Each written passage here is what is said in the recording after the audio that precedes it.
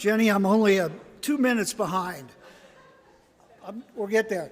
I am going to be moderating this session, and this is, you're in Is There a Grant for That?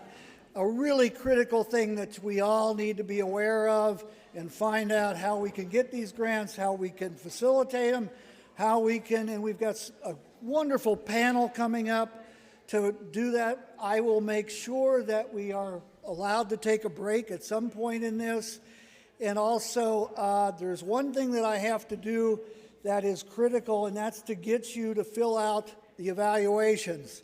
And if I think there's going to be some sort of a prize for whichever moderator turns in the most evaluations, and I want to win that. So I want you to fill these out. We do use them; they're critical to us, and so please fill those out.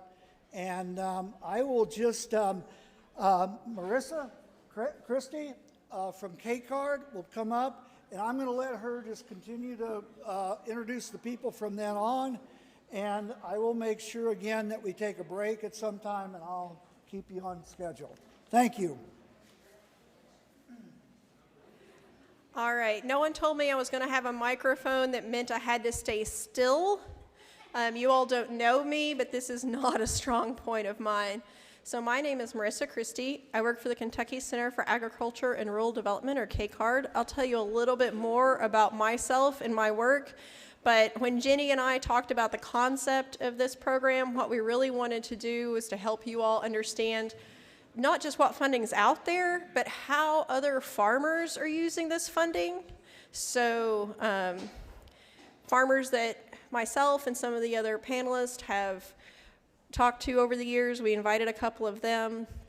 And I want to thank, first of all, Oak for letting us do this, and second, all of my associated panel presenters from Joni Nelson at KSU, Chris McKenzie at Appalachia, Melanie McPartlin at Kentucky Department of Agriculture, and Jamie Ponder at NRCS, and Cara Stewart, who is handing things out for putting up with me on a daily basis.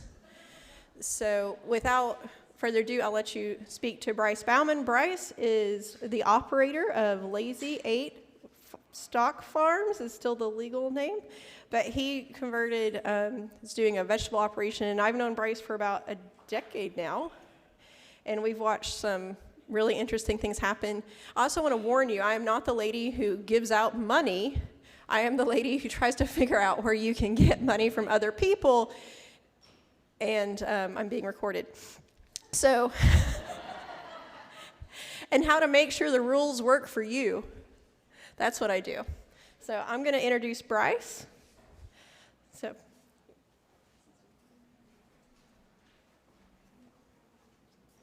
thanks, Myrisa. I'm Bryce, and I think my, kind of my backstory was I started selling at the farmer's market when I was 12 years old. So I've been at it a long time. Instead of getting a summer job, I started selling sweet corn, and then when I was in high school, I had a U-pick strawberry operation. I had about 3/4 of an acre of strawberries, and just kind of, I loved farming, but I didn't know how I was going to make a living at it. Went away to college, got a degree in environmental science in Georgia, and came back and thought, now's as good a time as any. I'm going to start farming. And it was kind of a typical thing. I was continuing to sell at the farmer's market, and wanted to have more cattle, develop a cattle business, have a livestock business, had layers, broilers, turkeys, the whole 9 yards, continuing to raise produce. And it was just really, hard to get started and couldn't really figure it out. And in 2009, we bought an adjoining farm. I started on my grandparents' place, we bought an adjoining farm, and, really started trying to grow the business. And got married, had some kids, and had grown my cattle herd, which was kind of the primary part of my farm, and had feeder cattle. And I thought, selling at the farmer's market's too hard. I'm just going to be a conventional farmer like everybody else is. And it all fell apart. I had a BVD crash, lost 80 head in 2 weeks. My wife was pregnant, it's our only income. I thought, man, what in the world are we going to do? This is bad. And plus I've sacrificed all the stuff that I kind of started that I believed in. So kind of took a step back and said, well, what are we going to do?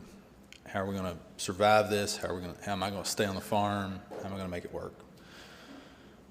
And we started CSA. We decided to do certified organic. We contacted K-Card, did business planning, and went after a value-added producer grant to help grow our organic produce business. And kind of as part of that, that business plan from K-Card kind of outlined the foundation of where our income was going to come from, what we needed to focus on.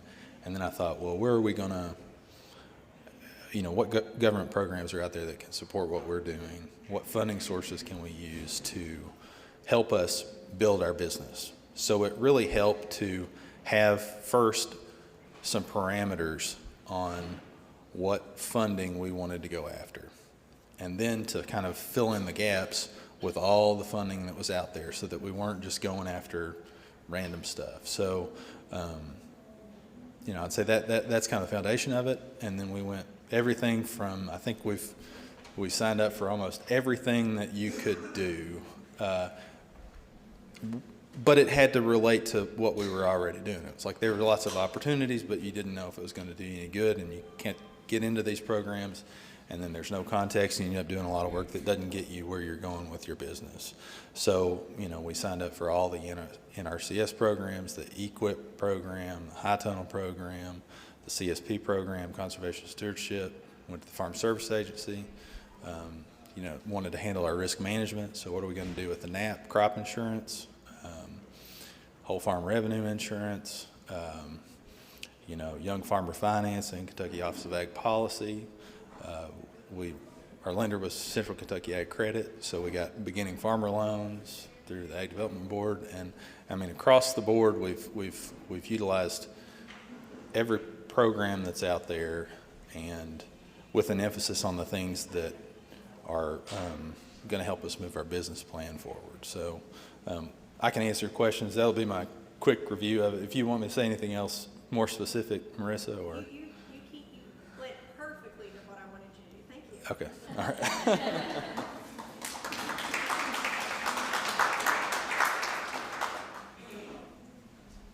I'm not as tall as Bryce. So let's see. Aha. Is there a grant for that? I entitled, oddly, Bryce and I rode together, but we didn't actually talk about what we were going to say today. I was like, do you want to talk about that or figure out which Enneagram I am? He's like, let's figure out what kind of person you are.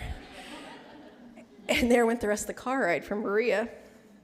So Bryce was one of the first people I ever worked with, and if you guys want to know, he's the first person working for K-Card that I helped get a value producer grant. I had helped someone before then. They make some cheese. His name is Kenny. Back in 2011, that was my first foray into federal agriculture grants. I was really overconfident, and I would have tried to build a rocket ship to Jupiter if you had asked. But I'm not overconfident. I wanted a job like that. And I don't. Hopefully, Bryce doesn't mind that I share this story. Used to the USDA office, sometimes I would know before the applicant did that they got the grant. And one day they said, we're contacting them today. I said, can I call them? And they said, yeah. So I must have, for some reason, Bryce didn't answer USDA's call that day. So I was like, well, let me try. I didn't know he didn't answer, so I called him. And he picks up the phone, and he's speaking really softly. I was like, hey, Bryce, you got the value-added producer grant. It was $49,000 or so. And he goes, oh, that's good. I was like, okay, well, I hope this helps your farm, because I'm like, yeah. And he's like, okay, yeah, I'm really excited to start that. And I was like, oh. And he's like, I'm holding my newborn daughter in the hospital.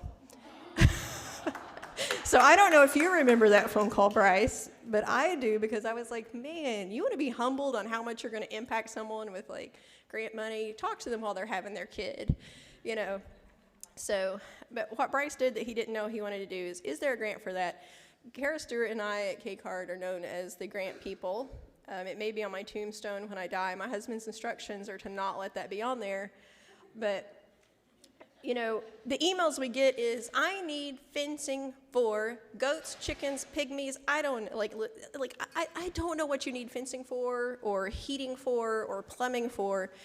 And that's the question. Do you have money for that? And a lot of times on those answers, it's like, no.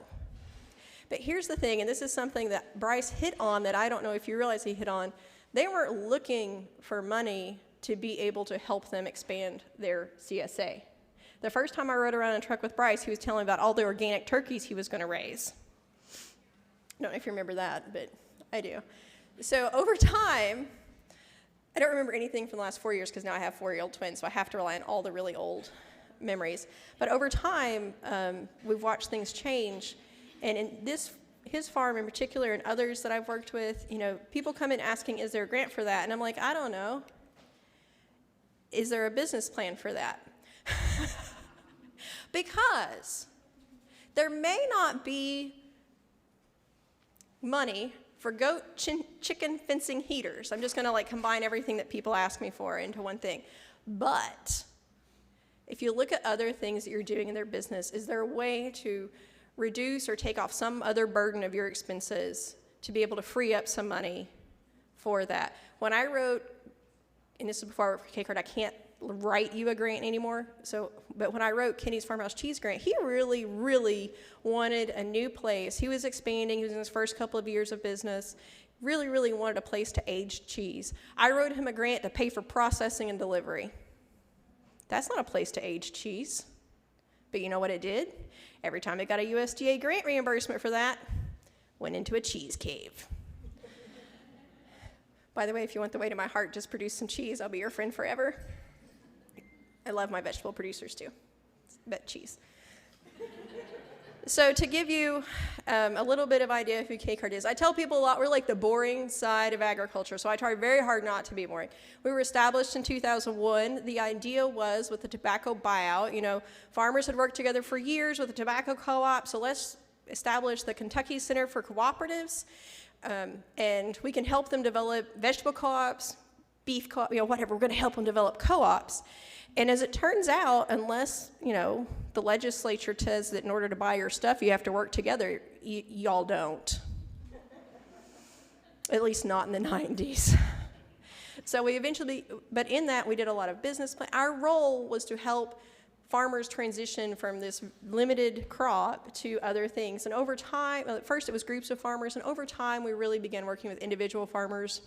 And then the Ag Development Board was like, if we give you around $60,000 to $75,000, how much federal money? Because we literally got no value to producer grants 2 years in a row. And last year, I don't know how many we got last year, but I know so they invested about $70,000 into K-Card. And they said, you know, your guys are writing the business plans. They wrote Kenny's business plan. That's how I met K-Card, was these people wrote the business plan that I used to get the grant. And mostly by copying and pasting the business plan, if we want to be realistic, but, and knowing how to fill out the federal forms, which is trial and error. It's not trial and error anymore, usually. But, so, you know, over 10 years later, we're looking at the total now is just shy of around $30 million of unallocated federal dollars that we've helped bring into the state.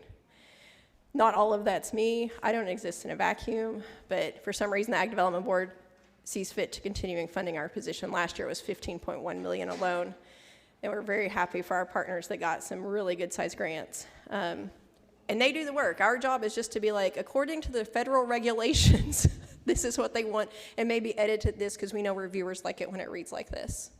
So it's not that we're the magic sauce. We don't hold the keys. We've just seen a lot. So we assist. What does K-Card do? We assist with business plans. We assist with businesses who are marketing things, analyze feasibility of new ventures, all this sorts of wonderful stuff, evaluate financials, answer questions. That should probably be the first thing we do, is answer questions. We're really lucky in Kentucky. Oh, I'm going to keep that. We're lucky in Kentucky because we have a lot of agriculture organizations who do work together on a daily basis, who do call each other. You know, when I had a producer get an NRCS high tunnel, They didn't have the internet, and they didn't know how to put it up, and they hadn't paid for it to be put up. So they called me and said, how do I put this high tunnel together? And I was like, I don't know, but I can tell you how much it costs and the depreciation on that. So then I called Mark Walden at Grow Appalachia. It's like, this guy doesn't have the internet. He doesn't have YouTube. I'm going to give him your cell. Actually, it may have gone like, I gave him your cell. And so that's how people work together, right? So that's fortunate in Kentucky. So all of us answer questions. We also do ArcGIS, some other things. So most of our service is actually meeting one-on-one. Occasionally we do things like this, as workshops and training. And we had over 500 individual entities assisted in Kentucky in 2022. We are a staff. When we're fully staffed, it's a staff of 12. Right now we're a staff of 9. So that's what happens. People get good at their jobs. They get even more awesome jobs. They have babies. They leave. Your executive director retires. Or not retires. Your executive director goes to go bush hog. She didn't retire. So y'all got some worksheets, and I like that Bryce highlighted his business plan, which was not the instructions I gave him. But I know that he serves on Oak's board. He's now just made it to the recognition of, like, if I need a board member for K-Card. But you have some sheets in front of you that have some questions. So we're going to do a fun question and answer session. There are 2 reasons to make a business plan. There are internal reasons and there are external reasons. Now, at K-Card, I cannot discuss the particulars of anyone's business without you telling me I can. Fortunately, my husband runs his own business that is not an agricultural producer, so I can share his stuff freely. He loves that. So my husband runs a pottery business. He decided to run a pottery business when I made my job at K-Card to go into southeastern Kentucky and work with small farmers. He had a really great job at a co-op at a time, and he left. He's like, if I'm going to follow you across the state, I want to start a pottery business, because that's what his degree's in. And I said, that's great, as long as it doesn't lose money, but you need to make a business plan. He made a business plan that was like one spreadsheet budget and like half a page that had bullets of like the people I can sell to the first year, the people I can sell to the next year, how much I'm going to price it, and how much it's going to cost me to make these mugs. For internal reasons, that can be your business plan.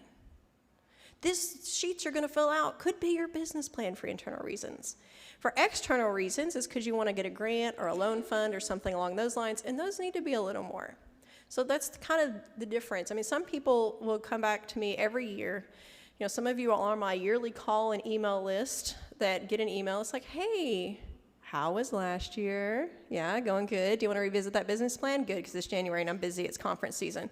But, you know, I mean, just check in. So some people actually really do, like, we would go over their financials every year. Did you meet your benchmarks that you had set? You know, it's not a long thing to do for us. It's not a long thing for them. So they're internal and external reasons, and you can use them differently. All right, I'm really quickly, because this isn't the crux of why I'm here, but I should go over the business plan parts. The business description. What is it? What are you doing? What's your vision? You know, Bryce's vision has changed over the years. He talked about how at first he was selling at the farmer's market, then he kind of got more into commercial cattle, and then he realized that his passion was in organic agriculture, and that's what he stuck with. So he probably had a different vision many times.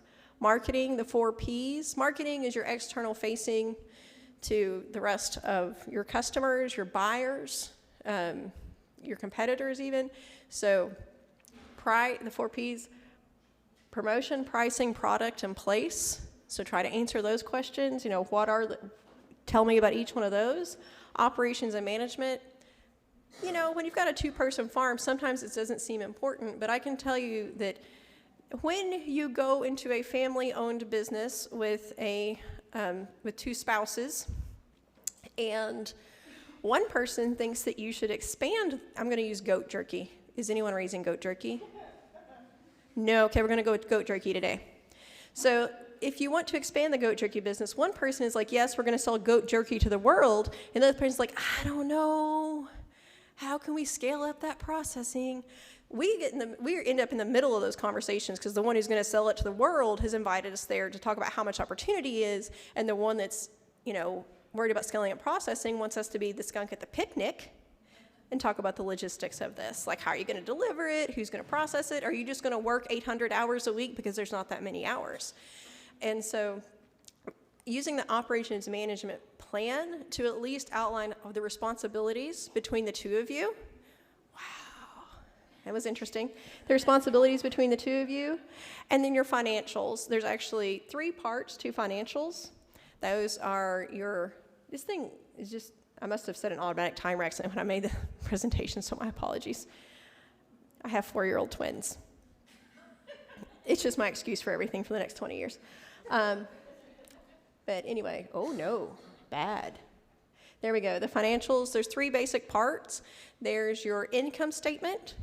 So what that shows you is how money looks each year, like what's going in and what's going out. For accountant reasons, your loans don't go on that, just the interest from your loans. There's the cash flow, which is really showing how cash moves through your business. If you get a loan, that goes on there, the cash in goes on there, the cash out goes in there. And that for me is probably closest to a budget.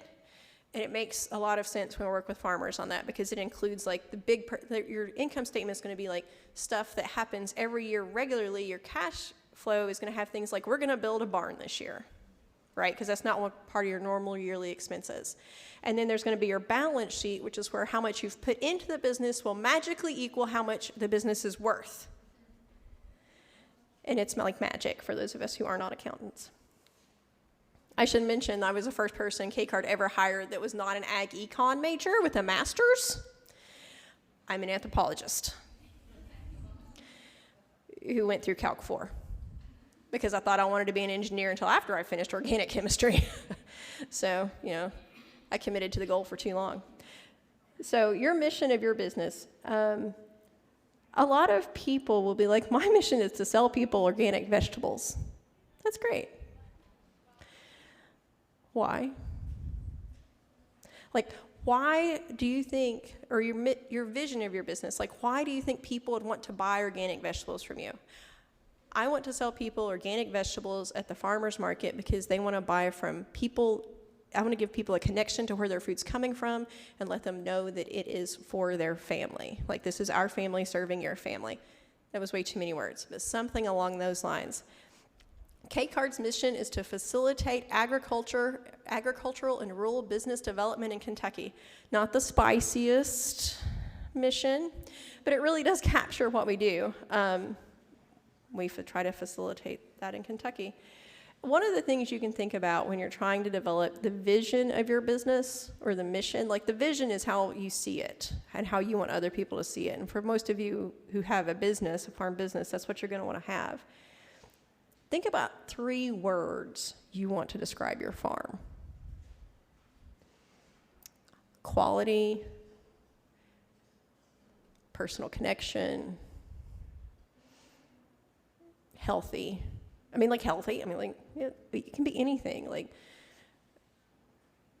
when I think of cheese, I think like happiness, brain chemicals. And I know where it's coming from. I've seen the cows. Like, I actually don't even know Kenny's vision statement, but I still think about the cheese. So, think about those, work on your vision statement, because that will also help you when you're writing your business description. Like, my farm is about this. This is who we are. This is what we do. This is our background, and this is why we do what we do. That little piece can really help. Goals that are smart and not just like they can pass the ACT with a high score, but they're specific, measurable, attainable, relevant, and time-bound. So I'm just going to show you this real quick because I think I'm talking too long. Like, here's some goals that we usually get when we first ask people their goals. This is not taken from anyone in particular, so if this copies your goals on an email you've sent me, it is not directed towards you. I've gotten all of these dozens of times. Make more money, increase my marketing, and sell more product. Okay, those are all good things to want to do. Let's make them specific. Make more money. Make $25,000 in net profits in year one. Make sales to 3 additional wholesale customers by the end of the 3rd quarter. Increase sales of beef sold through Mayberry Farm Market by 15,000 by the end of the year. Those are some SMART goals. They can be scary because you're putting on paper what you think you're going to do. it's still good to write them down. Make them attainable, though. If they're not attainable, then they should be scary, but make them attainable. Now, this is where we get to the grant part, what y'all are wanting. This is leading in. What do you need to achieve your goals? Do you need land? Do you need facilities, equipment, operating capital, which means money to do all the things? And when I say operating capital, I mean like, oh, we're going to have to hire some additional people to help us pick strawberries. We're going to have to hire some additional people to help us package cheese. We're going to have to hire someone who can come in and check on the cattle, while I'm gone, all of those things. Personnel, actual personnel that stay there all the time or seasonally, and expertise or information. Expertise and information doesn't have to cost you money. It can, but it doesn't always mean that it costs you. It's something you need to achieve your goals. So when you're going through today, I want you guys to look at those sheets in front of you and think like, what do I actually need to achieve my goals? And think about not like, can I apply for this grant or this pot of funding, but like, how could this help me achieve my goals? And I just made a redundant slide, mostly because I liked the shovel. But that's it for right now. I've got to check my time. Did I go over? Holy crap. All right, let's work on these worksheets. So now that I've gone through the whole thing and you know where we're going, I'm going to stop yapping through the microphone for 3 minutes. And I want you all to write down, think in those 3 minutes, the 3 words. This is my real plan, but I never know if I'm going to make it. First, let me ask, does anybody have a question about K-Card services, how much we charge for business planning? There's a spoiler on that one. It's free. Do you have any questions over that real quick?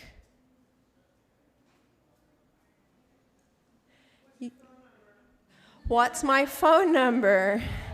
Cara, I'm going to need you to give me the K-Card general line. No, my K-Card phone number is 606-765-0915.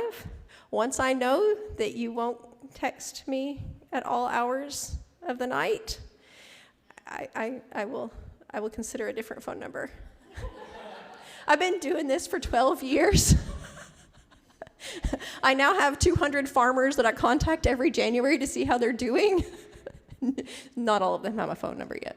No, 606-765. The general K-Card line, you don't have the general one, Cara? I did forget my cards.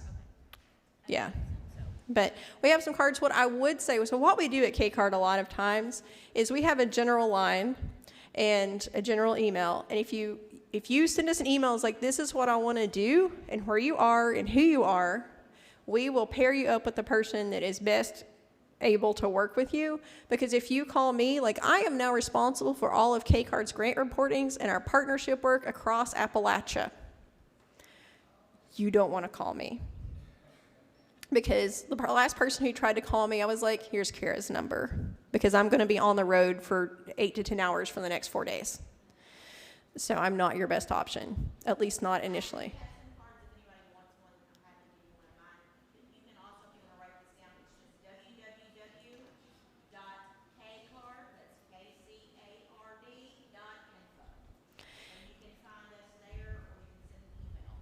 Yeah, and the 606 number is on there, and I do keep that phone on me until about 6:30 at night. But I try not to answer it unless I think your barn might be on fire after 5. So do you have any more questions? And I'm just giving you all some time to think about the 3 words that you want to describe your farm. Anything else? All right, I better see pens moving to describe. I come from a long line of teachers, so I need some pens moving. Yeah, I see that. I see you. And, my husband, I actually did make him make a vision statement for his business. It's great being married to me and being owner of your own business, especially if you're a disorganized artist. It's great. But, we wanted the pottery to reflect nature. We wanted it to be individualized, and we wanted it to be functional. So we wanted pottery that was functional, each piece was unique, and they all had a connection to nature. Like the stuff on the pottery made you think somehow the natural world. And so that was the way that we put together his vision statement.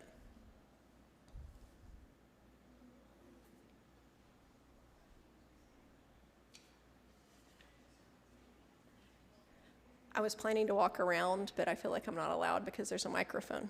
And I know that they're recording this for later. Yeah, you're going to hear me. Someone said, I feel like we're still going to hear you. That's true. So what are your values? As you guys move through that, I mean, does anyone feel like sharing their 3 words that are their values or what people want them to think of their farm?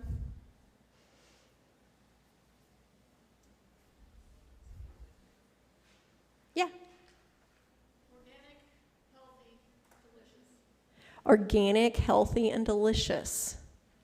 It's pretty good. It's pretty good.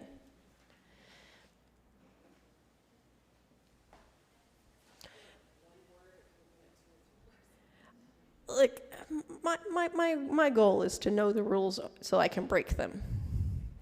So if you need to put phrases in there, I told y'all, the 3 words that are for my husband. Images are based in nature, it's functional, and they're all individual. So, it can be phrases. This is more an exercise to help think, like if you had to say what the vision of your business, how you see your business and how you want others to see your business. A lot of people don't think like, food from neighbors. Like that was something that I've done this exercise with some farmers markets, and when the vendors talk, like I want them to realize they're getting food from neighbors and they're supporting the local community and that we're giving them a high quality product, and that is affordable, more affordable than people think. So, especially if you're trying to buy like organic peppers anywhere else.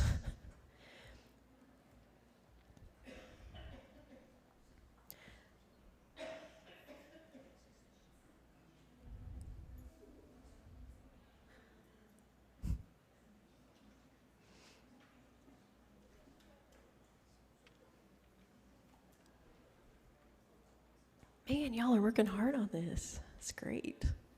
I was afraid with this many people in a room. All right, I think most people probably have a few words or an idea of your business and its mission or vision. I want you to think about goals. Now, when K-Card helps people think about goals, a lot of times this is done in email format, or if it's off the cuff on the phone, you're like, what are your goals? And you're like, well, I just asked you for a grant. So getting a grant would be a goal. But, some of the things we hear a lot is, like, I want to be able to sell to restaurants. Okay, how many? Think about your goals. We break them up between the next 1 to 3 years, and then like 3+ years. Part of that is that most of our financials run about 3-year projections because my crystal ball doesn't work very well, but it works even worse after 3 years. So thinking about your goals, like it can be a production goal. It can be a hiring. I want to hire one person to help me with deliveries. I want to hire somebody to help me at the farmer's market. I want to have a new farmer's market. I want to introduce 2 value-added products. I want to increase the sales of my sorghum goat jerky. Quit my full-time job. Anybody in here that's their goal? Oh, wait. No, I'm kidding. I'm not a farmer. I can't quit this job. I'm married to a potter. All right. So anybody, God, I hope he never watches this. He's as likely to watch this as I am to listen to the pottery podcast that he's on. So I don't know what the name of the podcast is. So how many of you in here, your goal is to quit your full-time job? Y'all are scared to admit that that's a goal. It doesn't have to be the next 3 years. Look at that. All right. You got some people who want to quit their full-time job. K-Card employees are no longer allowed to quit. We've put a moratorium on that. So, those are real goals. And what K-Card does is we help you walk backwards from so you want to quit your full-time job. What's that mean? How much income? Like, well, I want to make enough money that I can live on. Well, I have some farms that I've known since I lived in Glasgow that, like, their income they can live on is like what I pay for my mortgage. And so everybody's income that you can live on is different. Talked to somebody the other day, and they're like, yeah, I want to be able to quit my job and have this income. I was like, how much is that? They're like, oh, $300,000. Like, this might take a while. Like, that's how much income, not like revenue, just sales? Okay, income, yeah. You want to be a dairy farmer, where this will be interesting. That's actually not the true part. Dairy farmers sell a lot of milk, but it costs a lot to be a dairy farmer. So, does someone have an example of a goal that they're having trouble makes? Actually, even the quit my full-time job, that's not smart yet.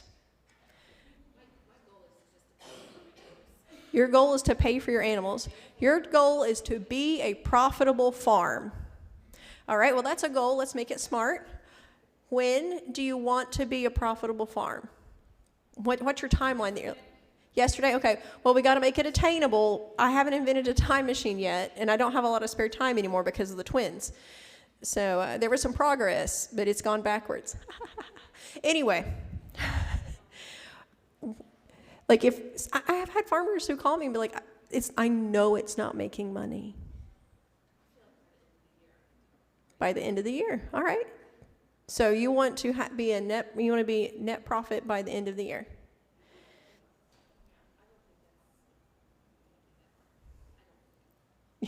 It's attainable. Hey, now we're just going to start breaking out the steps to what it takes to do that. And that's something I'm not going to ask you to do here, but that's how K-Card would work with you. Be like, all right, so you want to quit your full-time job in 5 years. You want to be a profitable farm by the end of this year. We had a farmer that the first time, and in case you think you have to have all your stuffing together before you call K-Card, I have had people give me receipts out of their apron pockets, out of their glove box. My husband keeps them in a desk drawer. It's really bad because I love spreadsheets. But you don't have to have all this stuff together. We will help you walk through it. We actually will help you write your business plan with you. We will also play devil's advocate. So we want to push you to make sure that you're going to achieve your goals by really laying it all out there. Let's see, there was quit your full-time job. That one's a good one. Anybody else have a profitable farm? Actually, just to tell you a side story, a lot of times farmers are really scared to give us our financials. And we have had people who thought that it was a trust issue, that they thought we were going to share our financials with their financials with the world, which for some farmers it is. But I came to find out that a lot of my smaller, more diversified farms did not want to share their financials because they were afraid that I would tell them to stop farming. One, I'm not going to do that. I may tell you you're not farming for profit. But two, I had a specific woman who will pretend she made goat jerky. Like, I've suggested so many things over the years, and by golly, I used to use this for about 5 years, and I had a business that started making goat jerky. It's not a bad idea. I just didn't think I was going to do it. So anyway, like, I would call her a few times. It went on for like 2 years. So I'd call her a few times. I'd go meet with her. We'd work on her business plan a little bit, get a little bit further in the written part, and be like, hey, how much does it cost you to feed the goats? And she would be like, well, it's about this much. And, I was like, finally, one time I was like, why? I was like, I've driven, and I drove each time 2 hours to meet her, which is fine. We're paid to do that. Totally part of my job. I was like, you seem like you want to treat this as a business, and you seem to actually know your numbers. It's like, is there something wrong that you don't want to give them to me? It's like, if you don't, that's cool. And she goes, I'm really scared that you're going to tell me, I love making goat jerky. It was not goat jerky. I love making goat jerky, but I'm really worried that you're going to tell me it's not making money and that I should stop. And I was like, okay. I was like, if I told you you weren't making money, would you stop? She's like, no, I really like making goat jerky. Again, it was not goat jerky. And so she finally that day opened her laptop and was like, here are the numbers. And so I ran COGS, or cost of goods sold, on her goat jerky. And as it turns out, she was making $1.50 per pouch of jerky, even if I figured in she was paying herself $10 or $11 an hour to make the jerky. And she was like, I'm a real business. And I was like, yes, that's why I keep meeting with you. Yeah. Because even if you weren't, I was going to try to help you become one. Like, how do we get your costs down? I mean, we've had farms that have been losing money. We've had farms that have been making money. We get called, please call me before you have drained all of your retirement accounts and maxed out your credit card. But if you've done that and you're in your wits' end, still feel free to call us. That's what we're here for. All right, we've worked on some SMART goals, kind of. I've worked on my SMART goals. My SMART goals this year to actually do some cleaning on the house every day and to finish my task list at least once a month. Yeah, actually it's going pretty good, surprisingly. So we did talk about this, and I don't know if y'all filled out page 3, the what do you need to achieve your goals. We're getting ready to start looking at some of that with the introduction to NRCS. I'll be honest, I don't know if you realize this, but Kentucky we've gotten really good at using our NRCS money over the years. We have a ton of hot tunnels, and people who know how to use them are learning to use them and wish they knew how to use them better. And the NRCS, though, is not just high tunnels, right? So while you guys are thinking about what you need, there's something I'm going to tell you. Most of the time for federal grants, which NRCS is not a grant, it's not a cost share anymore. What's it called, Jamie? We're allowed to call it cost share now? Okay, somebody told me I wasn't supposed to. And then I just did it anyway. If you want to know how much trouble it is to put up with me, I'm not the boss at K-Card, and that person really needs a raise. But they came into the job knowing they were going to be my boss, so they'll be fine. But NRCS is one of the few places that you can get federal funding of some sort to pay for something that you get to keep forever. Most federal grants do not want to pay you for something you're going to keep forever. And you're like, well, what kind of stuff would they pay for? Packaging, processing, personnel. You don't keep any of that. You can keep the result of that person's labor. But, this is stuff that's ephemeral. There are some legal reasons for that. The federal government actually would have a tax liability. There's some sort of fancy tax stuff the federal government doesn't want to have to deal with. Or if you made a profit using federal government money for a grant, then it would be a problem. So, which seems ironic because they're giving you money so you can increase your business. Don't think about that real hard. Yeah, Cara is our guru on program income, which they want to be negative, but you're applying for a grant that wants to grow your business. So anyway, we are going to talk to Jamie. So Jamie and Maggie and Chris, Jamie's going to start, but Jamie Ponder with NRCS, she's graciously agreed to share her time today. And then Maggie Bowling with Old Homeplace Farms, whom I've really got to stop asking her for things. And also Chris McKenzie, who now I live near, and he feels the pain daily. So he's with Grow Appalachia, and he really, I'm the boring business spreadsheet side of K-Card or of agriculture. That's what K-Card is. Grow Appalachia for our Appalachian counties in Kentucky is like, here's how you do that, like on a production side. So and we work well together, fortunately. At least I think we do. Chris may be like running and hiding after this. But anyway, so I'm going to introduce Jamie. And Jamie, you had just a few slides. Oh, I know the reason we have NRCS. And you all may know the reason by looking at that slide. The same reason we have crop insurance, actually. What an incredible job you did, Myrisa. Let's give Myrisa a big hand. We didn't clap for her. And what an incredible group of human beings is gathered in this building today. I really have not been here that long, but I'm so hope-filled, really just hope-filled by being in this group. You're incredible, every one of you are, and this mission is incredible. And I'm really honored to get to be here for a few minutes. I'm a more than sixth-generation Eastern Kentuckian, and I have a real complex relationship with food, a definite history with food, and was hungry in some of my formative years. And I remember being this little girl, and when we moved out to the country on a little farm near my grandparents, we started raising a garden.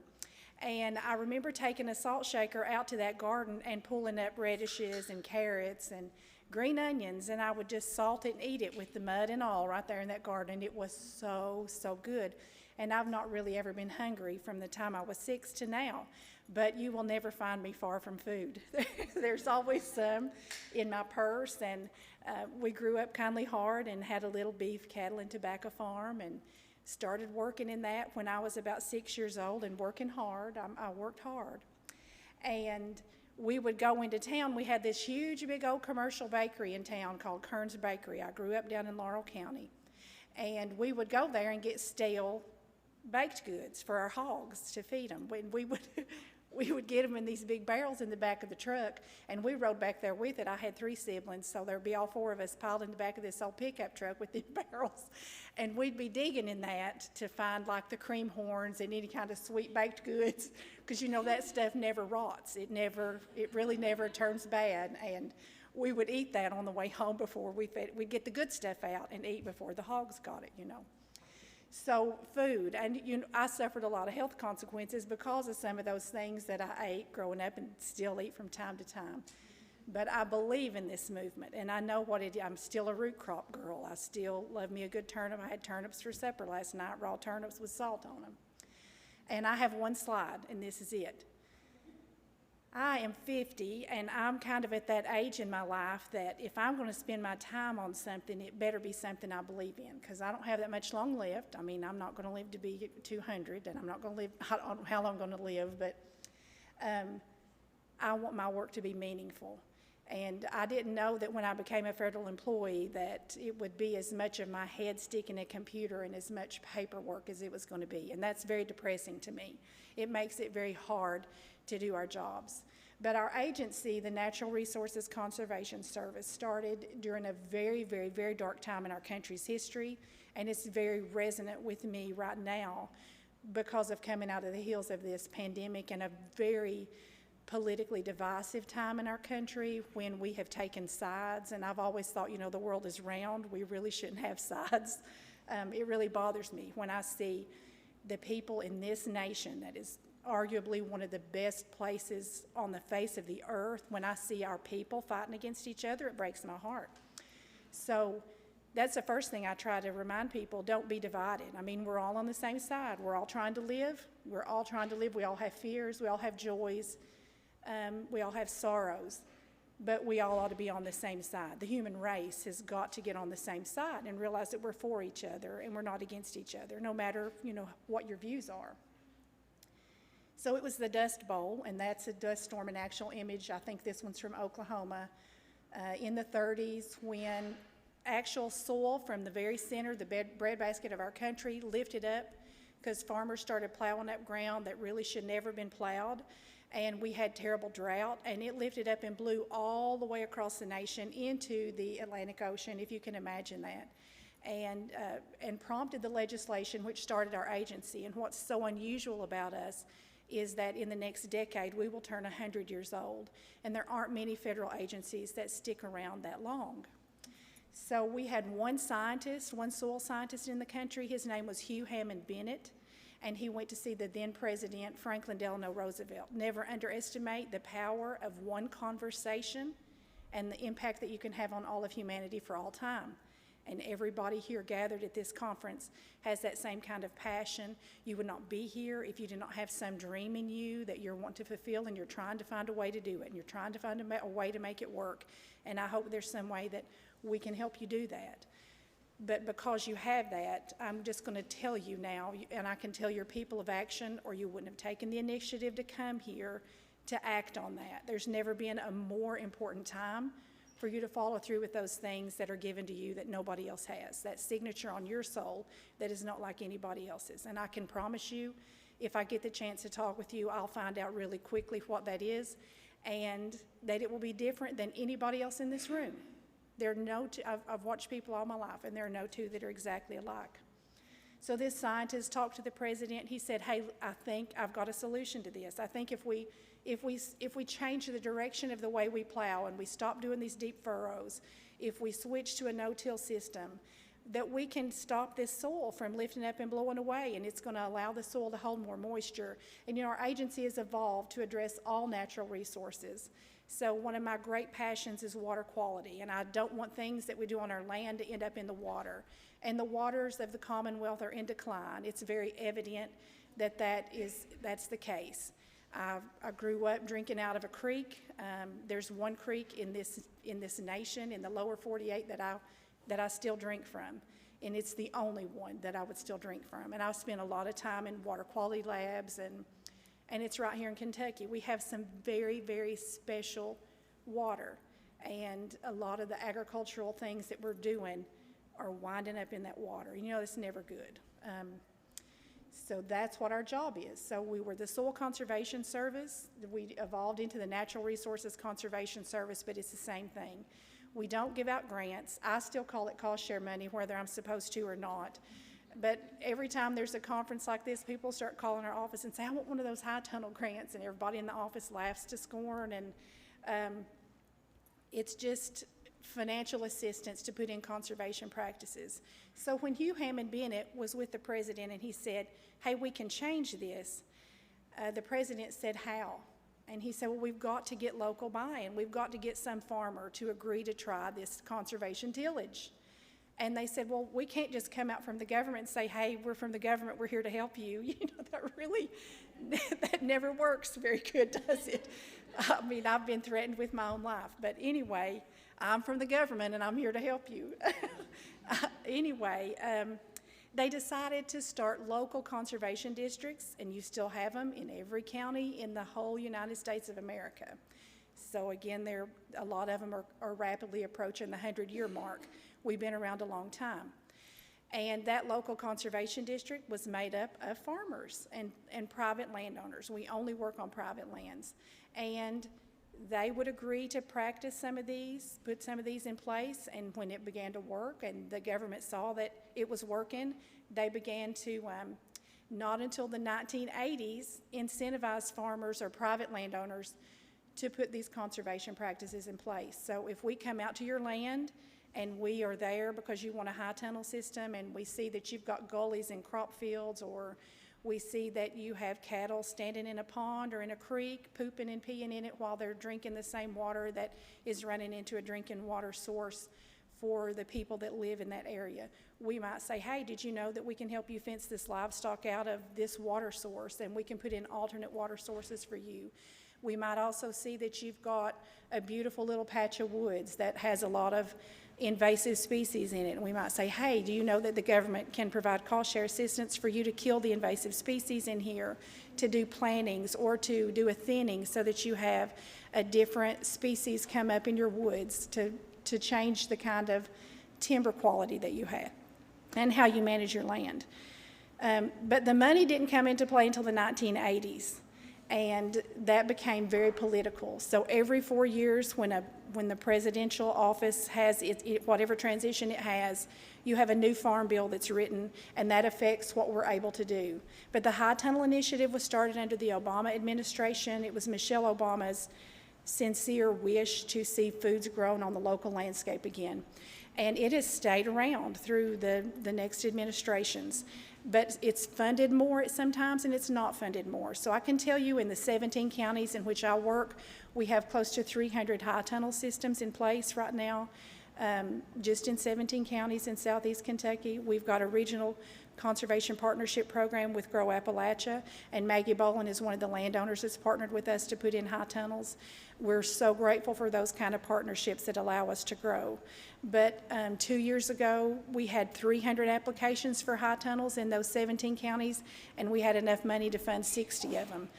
So here's the deal. It's never fast with the federal government, and there'll be tons of paperwork, and we pull in all the applications that we receive once a year. We score them, and we fund as many as we've got money for in that time. I will tell you that we're supposed to receive a record amount of funding in the next 2 years because we're leading up to a presidential election. So it's a very good time to throw your hat in the ring, but we won't rank those again until this fall. So, and if you don't get funded, don't get discouraged. Your application will roll over. We will fund it we'll rank it in every funding pool that we can, sometimes up to 3 funding pools. And Lazy 8 has how many high tunnels? You all have several high tunnels, yeah, with us, yeah. And so that would be more of a commercial scale. Maggie, you have 2 high tunnels? You've got 4 now? Okay, 2 NRCS, and you've done well enough that you did 2 on your own as well. So lots of options. Have I gone my 10 minutes? Okay. Yeah, I do. I love to talk to people, but I tend to always go over, so I'm going to be cautious. But I am going to let Maggie and Chris McKenzie come up here, if you all don't mind, and we're going to kind of share this. And I want to start a dialogue with you all. So as you have questions, just pop your hand up and ask them. Chris, do you want to tell a little bit about your relationship with us? Sure. So I'm Chris McKenzie. I'm from Grow Appalachia, which is a program of Berea College, a strategic initiative of Berea College. And we serve mostly the eastern part of the state. So if you imagine those Appalachian proud counties, that's where we work. We also work in some other central Appalachian states with our food security project. So the core of our work is to, kind of like Jamie was talking about, help families grow their own food or farms to produce those foods locally so that food security in that region is improved. So we've been doing that for a while. We started working with just backyard gardeners, and many of those started to scale up until they were producing for market. They were working with K-Card on business plans. They were working with Kentucky State to get those for their small farm grants, and they were working with the NRCS to get some of these high tunnel systems in place to help improve their production and build their way into the market. So we came at this work kind of from scratch. We work with really small scale farms. We work with a lot of new and beginning farmers. So we do have a beginning farmer and rancher program funded through the USDA. And we're about to take applications for that. So if you're in the eastern part of the state and you're interested in that, I recommend looking into that. But we found really quickly that we loved working with the NRCS, and they had some really critical resources for our producers. And we found that we could help our producers in terms of looking, you've got your business plan, but looking really in depth at the nuts and bolts of their production plan to figure out when these resources should come into play. Because if you're just building your farm plan around what resources you can get, I haven't seen that be super successful. It's more about, as Myrisa said, and as Bryce said, looking at your farm plan and figuring out where those resources can come in and making sure that you're not applying for anything that you don't need. So my job is to work directly on farm with farmers to help do that. And just as an example, with the high tunnels, is it the right time to go ahead and get into that side of production? Am I really wanting to produce, an extended production season? Is that going to help me out? So that's the kind of thing that we help farmers with.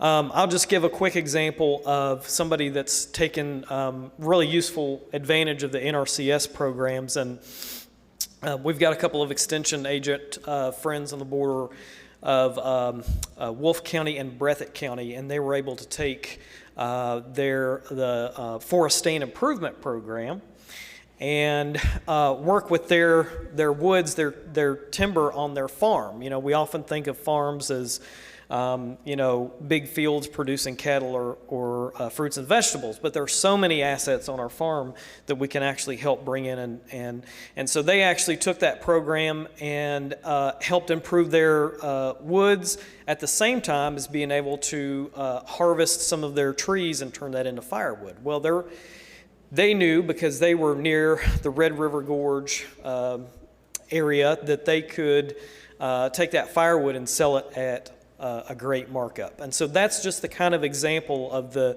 things we're looking for on farms, those challenges, those opportunities that we can take these funding sources in and either plug the gaps or really run forward and chase those opportunities. So that's all I'll say for now. I want to turn it over to Maggie here.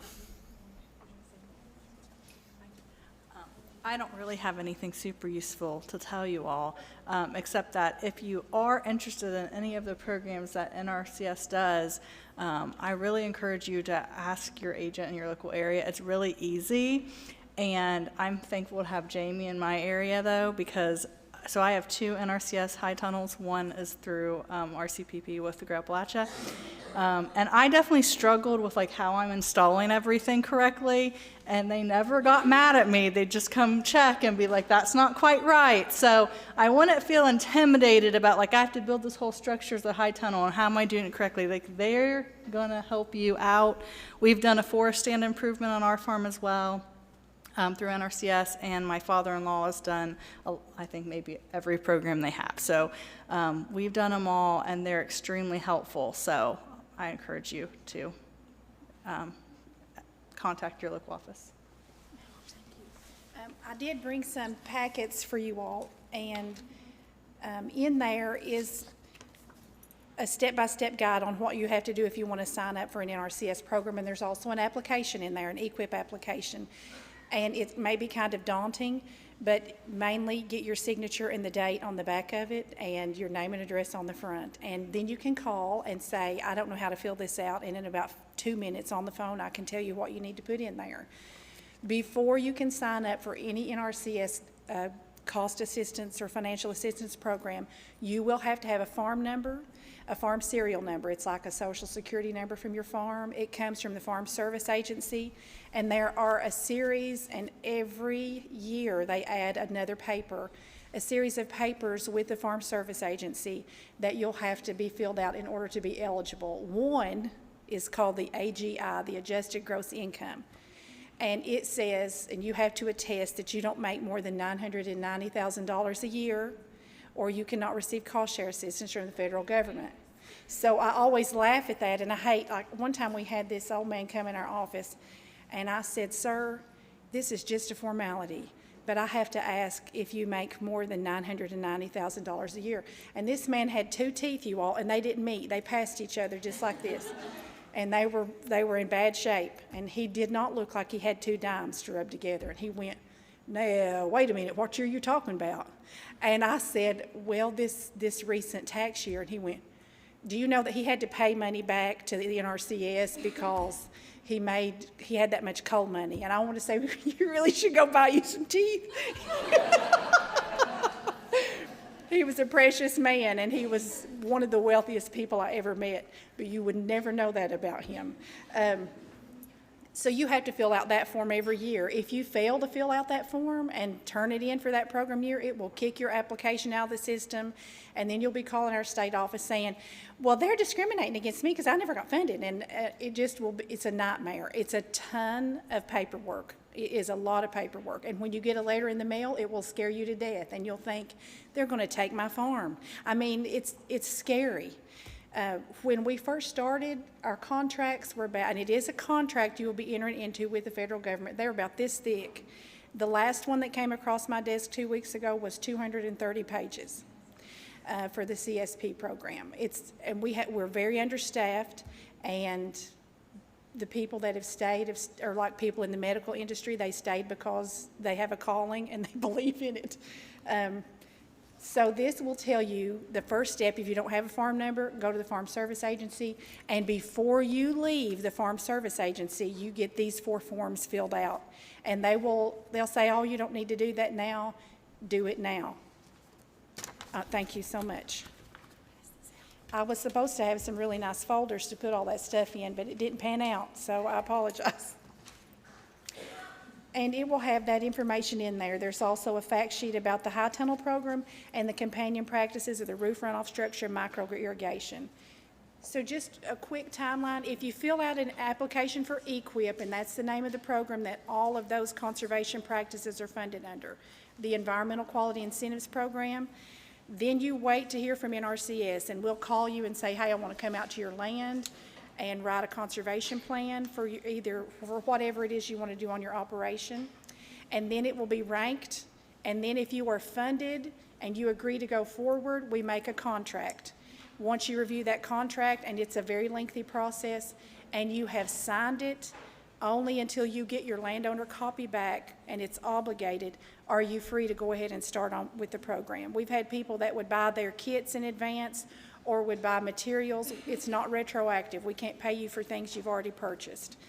So after the practice would be implemented, and it's up to you to get that done according to NRCS standards and specifications, then we come out and inspect it, and it's a reimbursement. So that's how that works. So who's got questions?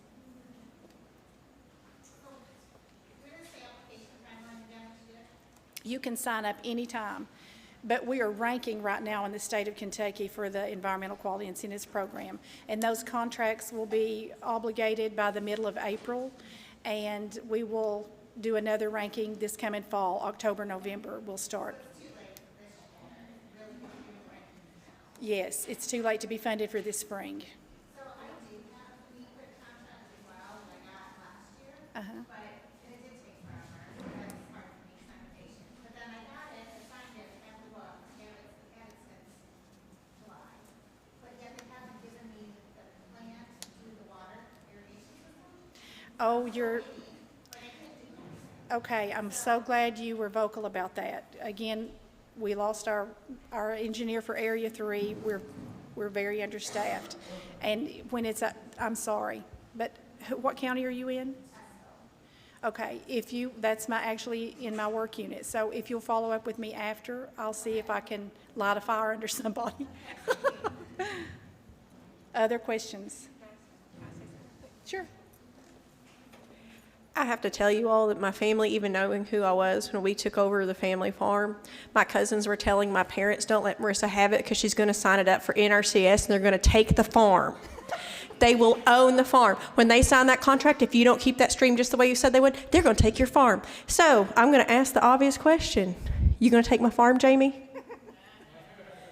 Oh, it's a fear people have.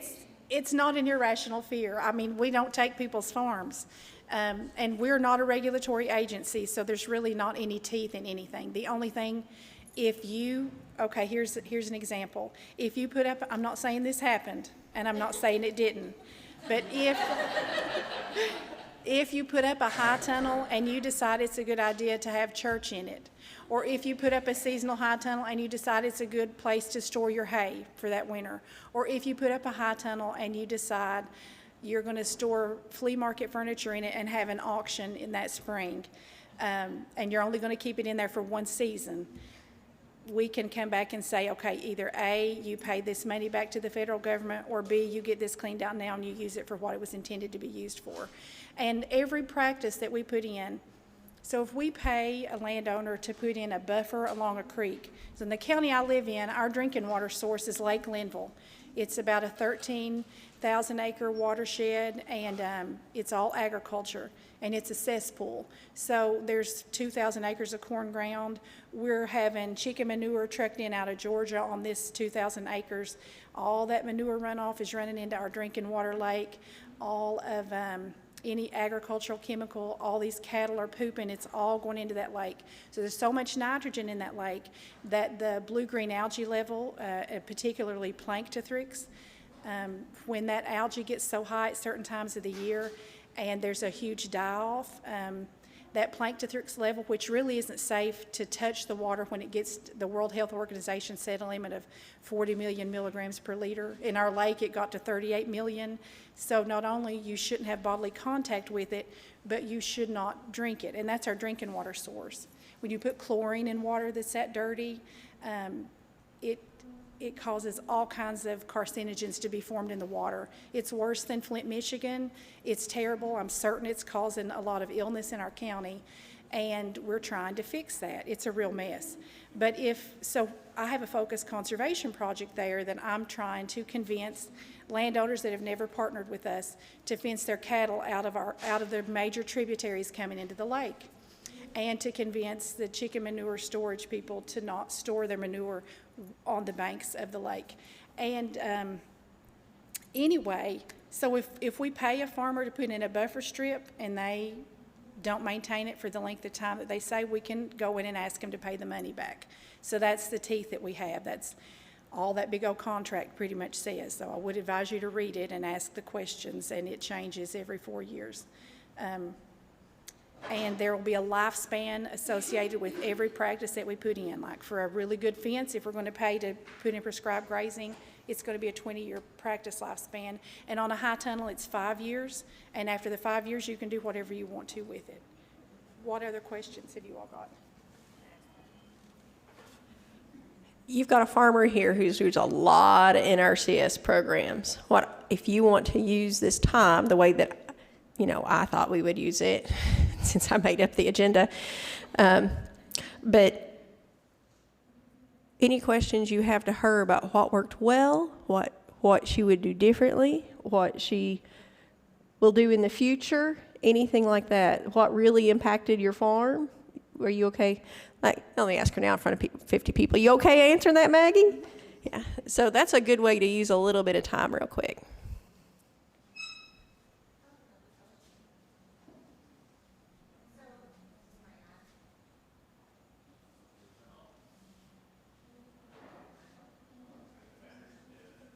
I'll be happy to repeat the question into the microphone. So as a new farmer, I have found that it's really hard to understand even what's out there. So when we say, hey, well, come with us, it's been hard to find what's available. And I've probably looked at I remember looking at Cara and FSA and MRCS and all of these, and I'm like, oh, I don't even know where to start. Like, is there an area that's like a service that you start best to start it, and you'll help them find the other sources? So her question was, because we're being recorded, so I want to make sure the whole question's in there. So her question was, is there an area that's best to start at, and that will help you find your other sources?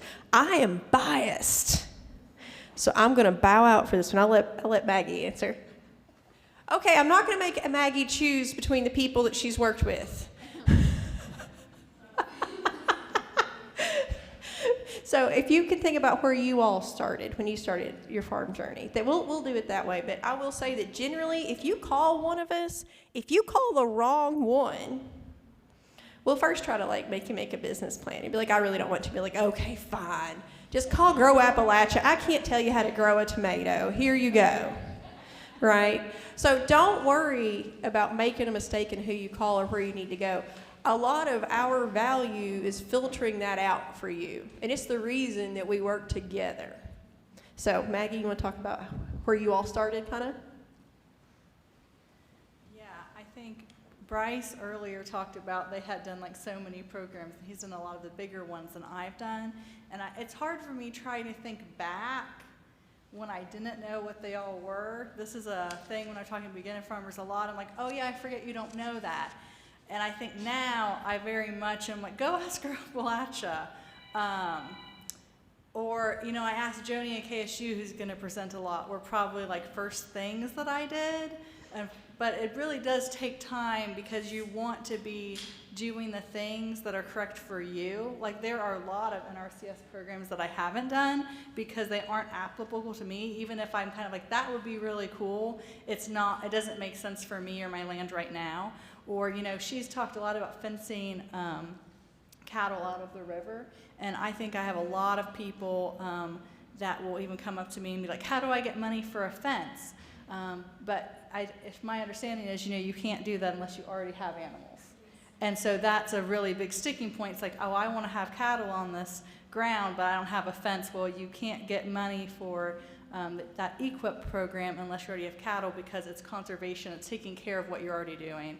So I don't know if I have a super great answer for you, except that you just have to know what you're doing on your property and then really kind of sort through all these providers that are presenting today and being is the packet that Jamie gave me useful for me? Is what Joni's going to give me useful for me?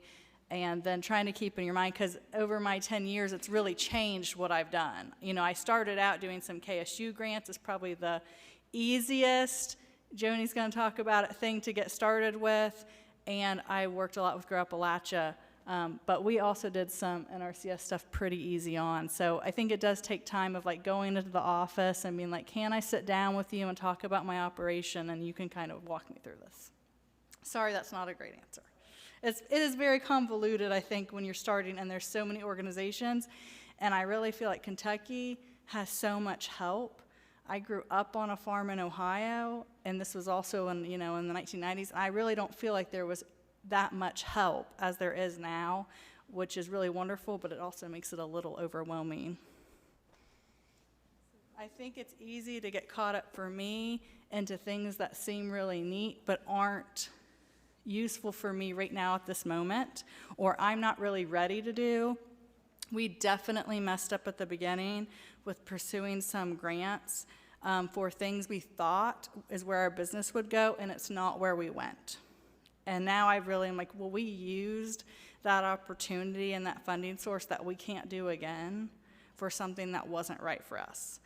But I am a little bit of the person when Myrisa was talking earlier about the couple where one person's like, slow down, the other person, and the other person's like, we're gonna sell the goat jerky to the world. So my husband is the sell the goat jerky to the world, and I'm like, who is doing that? And so so we kind of went in some ways that weren't quite right for us, but like the high tunnels were perfect for us. And as I mentioned, we did 2 through NRCS. We were really, really lucky. And then we've paid and put 2 up afterwards, plus a small one ourselves, because it was really successful and the correct thing for us. So it just takes, I think, a lot of time starting out. And like in 10 years, it's hard to know. I will also say we've built in time at the end where it's like small group work, pick our brains. You've got us all here. Okay. I've got a question. You can say it out loud and I'll just repeat it. I just want to know from Maggie what she's using her high tunnels for. Maggie, what are you using your high tunnels for?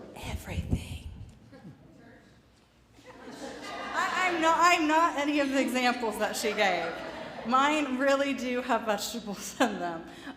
But very standard what everybody else is doing, pretty much tomatoes and greens and root crops in the winter. And I also raise a lot of pole beans in them, which I think is a weird thing to do, but mine is it's all vegetables, lots of tomatoes. There was one more, yeah. So, I think I have a good working checklist of what I need to fill out, or what forms I need to kind of have on deck. But I'm hoping that you can confirm it. So I need a form number. I need to have this business plan ironed out. What else do you want us to have before we meet with you and go ahead and hit the ground running? You are not going to have, if you have a business plan done before you come to me, I'm just going to pass you on to somebody else. I will review it. I am not used to having people have a business plan. So yeah, you need to make sure you have your FSA number. You need to make sure through the FSA office that you get an ag water quality plan. You should probably register for Kentucky Proud. And with that, we're going to go on break. Unless there's another burning question. Yeah.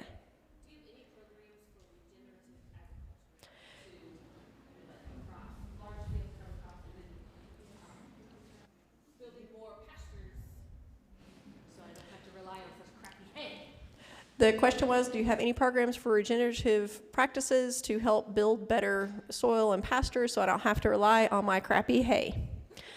So she didn't say my crappy hay, but I assumed she's improving our own soil. NRCS has programs around that. So we are, David, I think we're time to go to break according to my schedule. We are. Your evaluations. 10-minute break. Don't forget about your evals. Thank you.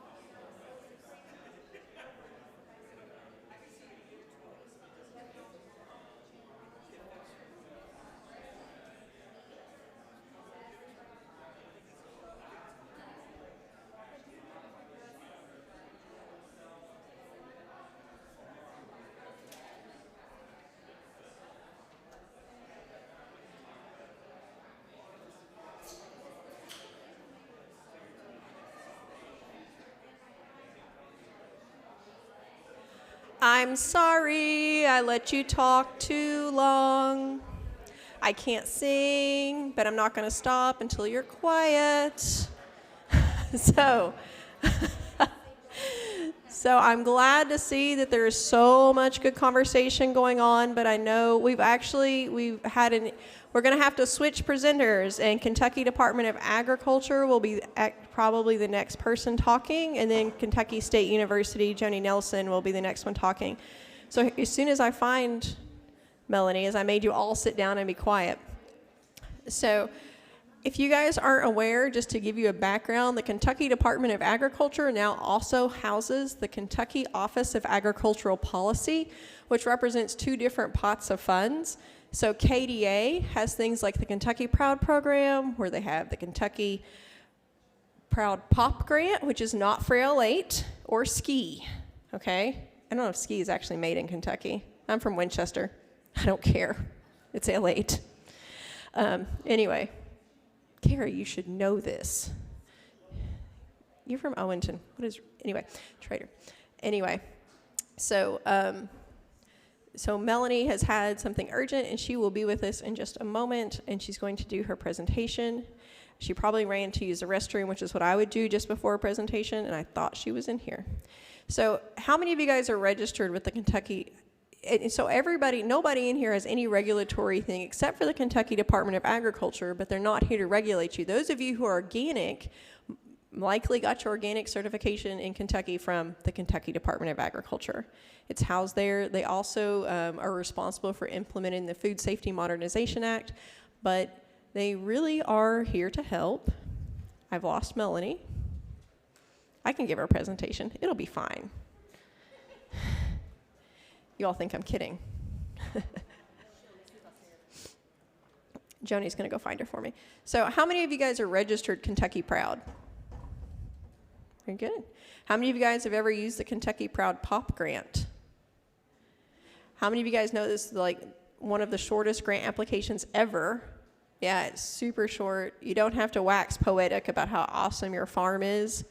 As a matter of fact, okay, just as a point of clarification, everyone thinks that doing a grant application means that you write how awesome. You're like, this is my flowery, beautiful language, and it's going to get us grant funding.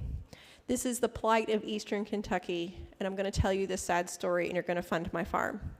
I would like to tell you that for almost every federal program I know, that's not true. Do you know how these programs are scored? They get some independent reviewers. They pay them to sit on a panel and review 10 applications. How many 60-plus page applications can you review and care about if they all tell you too many words? Do you know what most of us would do? How many pages would it take before you started skimming the application? 2. Oh, Cara's at 2? 4? Huh? Title, half a page? Yeah. So I always tell people, like, get super to the point on any grant or loan application. Don't be like, hi, my name is so-and-so, and I am really awesome at skateboarding, and it's been my passion in life, so I want to make skateboards out of bananas. You can't trust me with a microphone. That's why you all should all get out of this. But that's great if you're making a pitch to an investor. You're pitching how well you can do your business to someone who's going to give you money that they're not going to receive an investment from. And they want to know how you're going to use it. So Kentucky Department of Agriculture, they are pretty easy to work with. They have a ton of expertise. And they are very, very good at their jobs. And she's making sure he's going to get her slide deck up. Any lingering questions while we're checking that out?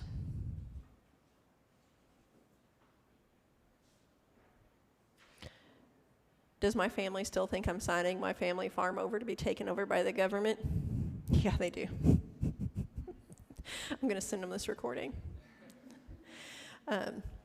Okay, so Kentucky Proud. Melanie McPartlin, and she has been with the Kentucky Department of Agriculture for several years now. I don't know how many.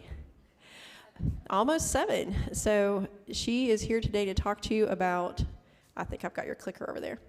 about some of the things that the Kentucky Department of Agriculture can help you with as far as grant funding, and I may have stolen the clicker and walked around the room with it. So it'll be an interesting experiment for Melanie as I go look for that. That's okay. Thank you, Myrisa. Thanks. Good afternoon, everyone. I'm excited to be here today and talk to you a little bit about Kentucky Proud. How many of you know what Kentucky Proud is? Okay, pretty good amount. How many are members? Excellent, good. Well, Kentucky Proud is, while she's looking for the clicker, I'll just give you a quick kind of aerial 60,000 foot view of what Kentucky Proud is. So it's a point of purchase sort of brand for the Department of Agriculture. We receive funding from the Kentucky Agricultural Development Fund to promote the Kentucky Proud brand. It's been around since the early 2000s. And it's the state's official agri-marketing brand. It's free. Application is pretty easy. Membership is governed by statute. And so products that are grown, raised, processed, or manufactured in the state can be Kentucky Proud agricultural products. So we do have some agricultural products that, you know, like coffee, for example, that we don't raise that can bear the Kentucky Proud logo. However, the funding that we receive as the Department of Agriculture to promote the brand, and really all of our efforts center around those products that either come from a farm or have farm impact. And so that's our real goal with the program. And we have it's almost 80% of our membership is a farm themselves, or they're an agribusiness that buys farm goods and sells some sort of value-added product or some sort of agribusiness related to farming activity. So with that, I'll get started. Am I doing this right here? There we go. So we just launched, we were at a little over 1,000 members 2 years ago. We were using an application that fed a database that had been around since the early 2000, I guess it was launched in about 2004. The brand started in 2002. The Ag Development Board has invested over $20 million into the logo, so we have about 70% statewide recognition. So it's a really powerful brand when it comes to farm products in the state.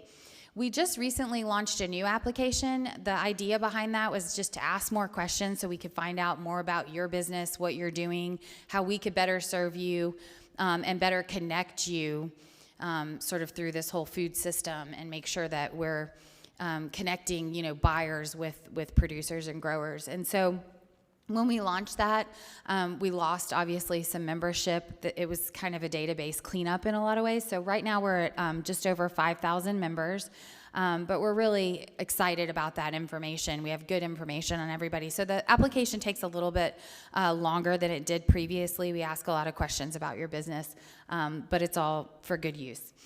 We have a really strong social media following. If any of you are active on social media and you're members, I would encourage you to tag us and link into that. We've made a big effort in Instagram. We've grown that over 130% in the last really 7 years. So definitely encourage you to use our social media handles. We do photo contests and different things like that on a regular basis as well. I just want to highlight some of our grant programs that I think you'd be interested in to use. Sort of the one that we call the cornerstone of Kentucky Proud is our point of purchase promotional grant. This is a marketing grant. It's a 50-50 cost share grant, so we match you dollar to dollar. You can capture 10% of your direct farm impact. And so basically that means that, you look at your value, your wholesale value of the cost of your product, and you can capture 10% of that up to $8,000 a year. So you have to bring $8,000 to the table, but we'll match you dollar for dollar, so that's $16,000, and those funds can be used for any of your point of purchase promotional efforts. So we've wrapped trucks before, we've painted barns. Most people use them for labels, packaging, that type of thing. Sorry,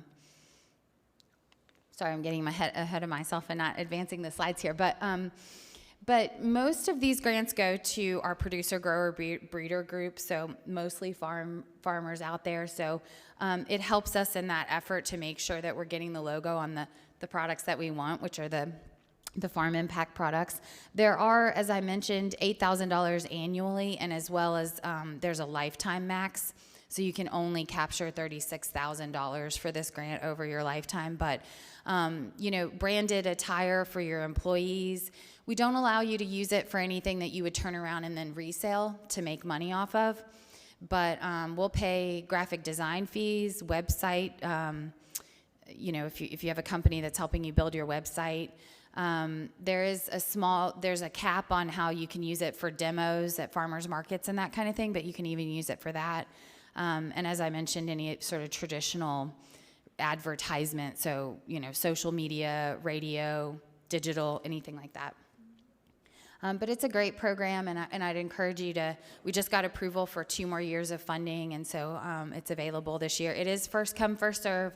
There is a penalty. You have to be awarded before you can spend the money, and then you have to tell us within 3 months if you're not going to use the money that you were awarded for, and that's just because we had people kind of sitting on the funds and then not able to use them for other people. So there are pretty strict penalties if you don't tell us within 3 months, and then you have 6 months to spend it.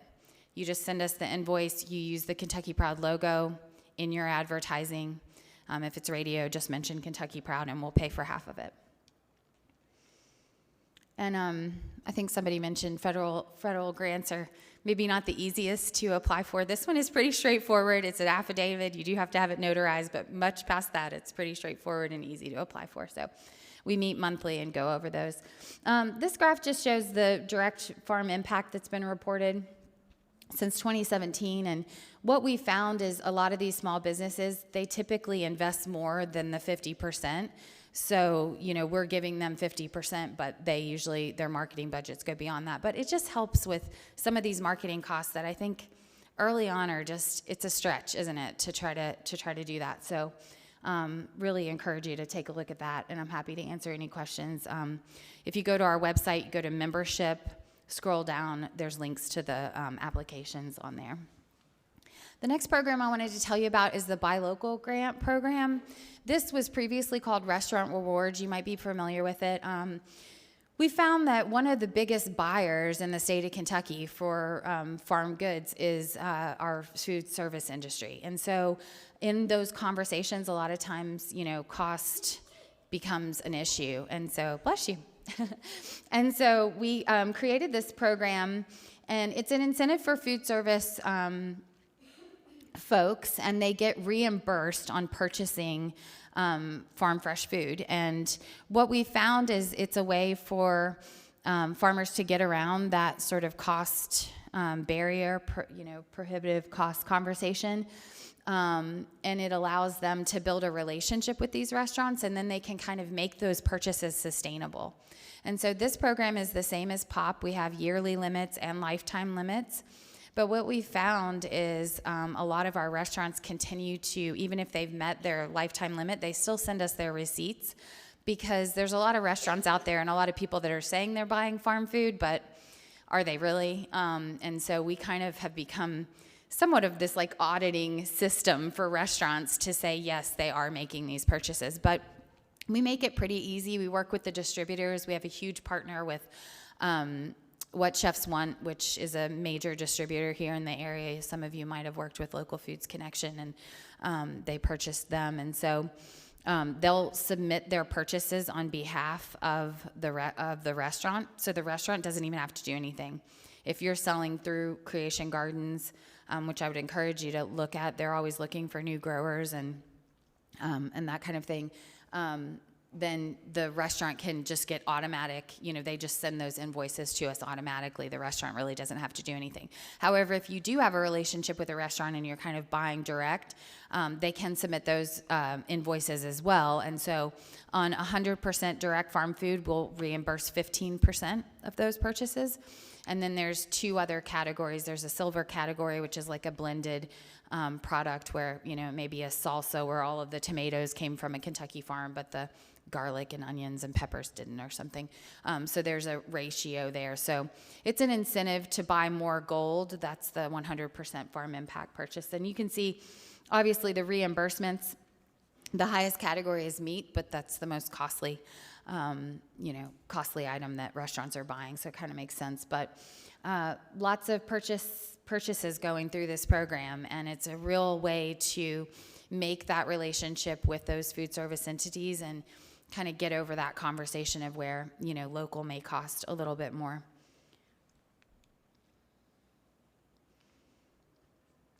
So this is just the purchases through the Buy Local program.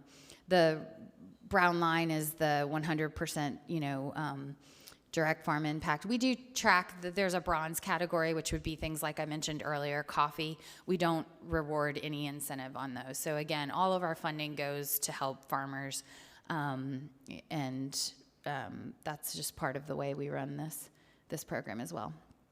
There's another program. This is kind of a lesser one, but I thought I would just mention it anyways. It's called the Farm to Fork Grant. We found that there was a really popular trend in communities to host these large family-style dinners, and they raise money for different charities. We've raised, through this grant program, a lot of money for different charities, a lot of ag charities, which is great. But the idea here is that they can get reimbursed on their food purchases if it's from a farm, as well as using the Kentucky Proud logo. So if you're really active in your community and interested in possibly raising money for a nonprofit, this would be one to look at. It's $750, and there is a county limit, so kind of a small grant, but thought it worth mentioning. The last thing I just wanted to bring up is we do have a decent-sized program that we receive funding from the development board for just branding and advertising efforts. So we really try to keep Kentucky Proud in the consumer's forefront. We have a lot of different activities around sort of creating touch points where consumers can meet the brand and interact with farm food, and that's the goal with these funds. And so we run a really large farmers market campaign every year where we're promoting that. And driving to the website so people can see the hours of farmers markets, how to get there, all of those kinds of things. We do one for some of our agritourism destinations, so UPICs, farms. We do a small promotion with CSAs, different things like that throughout the year. And similar to this conference, we do some sponsorships. So just like to throw that out there, keep that in mind. One requirement we have for any sponsorship that we do with any event or organization is that they purchase farm food and serve it. So hence, I think Oak would probably be doing this without us at the table, but in some instances, Kentucky Proud is able to leverage some of those purchases to make sure they're actually farm food instead of, commodity food. We also have a person who works as our farm to retail liaison. Her name's Deanne Elmore. I'd be happy to put you in contact with her, but she works really closely with, as I mentioned, the What Chefs Want, all of our distributors. We're really reestablishing our relationship with Kroger.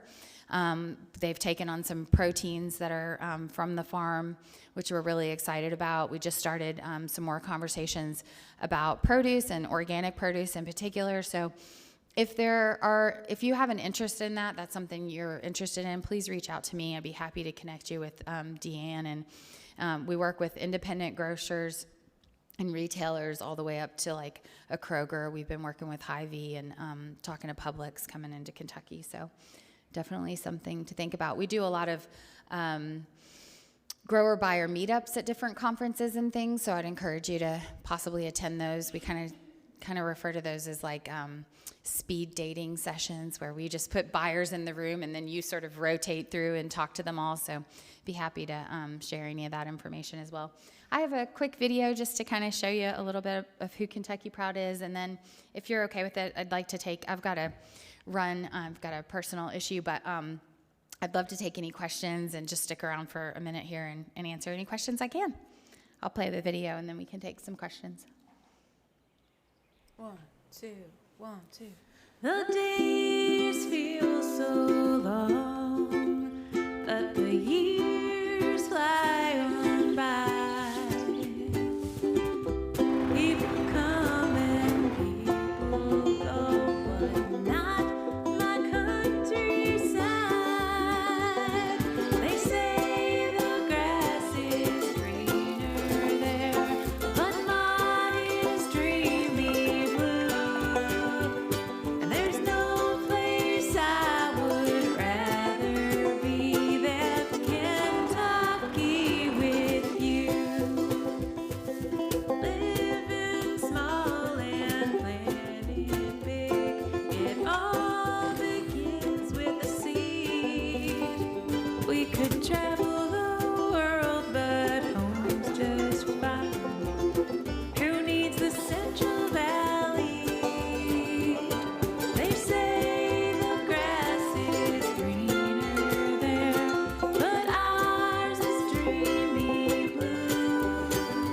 And there's no place I would rather be than Kentucky with you.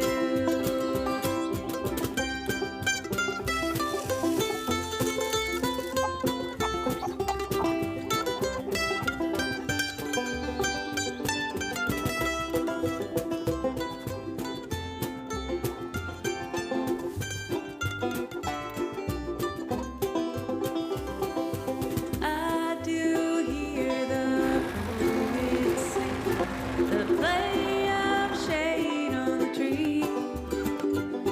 From Muhlenberg to Pikeville to Paradise Lost, this land was made for you and me.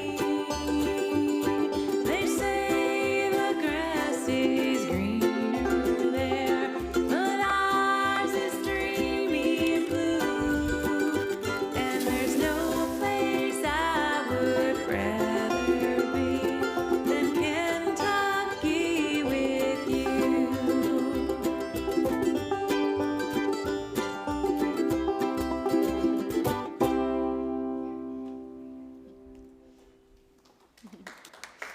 Thank you. Yeah, I think one of our main messages year-round is just that farmers are out there all seasons, all the time, working to put food on your plate. So I'd be happy to answer any questions or comments.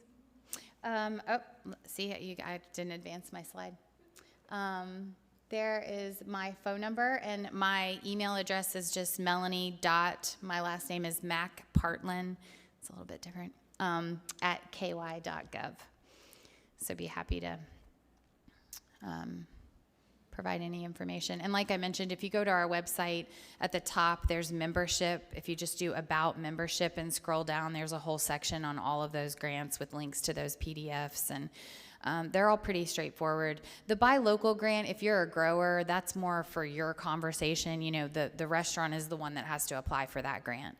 But it's a way for you to say, hey, if they're kind of talking about the cost and that kind of thing, you can say you can get reimbursed and see what I'm growing and the quality of it and kind of transition to that. So, sure. And you had to say what kind of animals you were raising. It didn't have the breed I was raising on the list, and there's not like a mother or anything.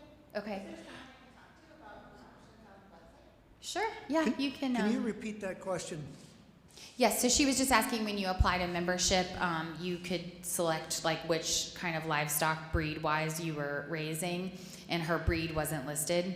You know, I think when we went to build this, we did cut out some breeds just because we found there was like one person that, I mean, it ended up being a lot of data with not a lot of records behind them, but I'd be happy to figure that out. There should have been an other. If there isn't, that might be something we need to look at. We're still kind of tweaking things there, but just shoot me an email and I'll connect you. The gentleman, our membership coordinator's name is Alex Floyd, and he'll be the one that'll help you with that. But I encourage you, if you're not a member, I would really encourage you to apply. If you get stuck in your application, just give us a call. We're happy to help walk you through it or make it as easy as possible. Jonathan Van Balen, yeah. So he's our POP grant coordinator, and he's really Really great. He understands what you all do, sometimes the time crunch and all of that kind of thing. So we try to work with people. I mean, we have rules. We have to stick by the rules, but we try to do what we can. And I just really encourage you to look at that POP grant. I think it's a great grant and pretty easy, straightforward. So, okay. Thank I you. usually never ask questions. When's the timing for applying for that? Because you said it was first come, first serve, but I didn't know when the timing was So for it it. needs to be in our office or postmarked by the end of the month. And then 2 weeks later, the committee will meet and review those applications, and then you'll be, notified whether you were approved or not. So again, if you're getting ready to spend money and you want to get that grant, don't spend the money yet. Like, go ahead and wait. It'll probably take about 2 months, basically, unless you're right up against the end of the month previous. So, but we try to turn it around pretty fast, and then as long as the invoices are dated after your approval date, we'll pay for those. And we're happy to answer questions. There are some rules in terms of, you can't make the Kentucky Proud logo like a pinned, like microscopic pin dot on the ad, for example. There's some side, there's just some small rules, but we're happy to look at things. Or we don't pay any labor costs. So in the example of painting a barn side, we didn't pay for the labor. We paid for the design, and there's only certain things that we can pay for with those funds. So. But just check with us. We're happy to do it. Truck wraps have become pretty popular. Those are pretty expensive, and so it's a nice thing to get half paid for. Any other questions? Well, once again, thank you so much for your time. Please reach out if we can help in any way, and I hope you enjoy the rest of the conference. Thanks. Let's give Melanie a hand. KDA does quite a bit, so it's really interesting, and it's fun for me to be like, wow, I knew those farmers before they quit their full-time job. It's like my goal in life is for all of you to quit. Not really, not Cara. I need you.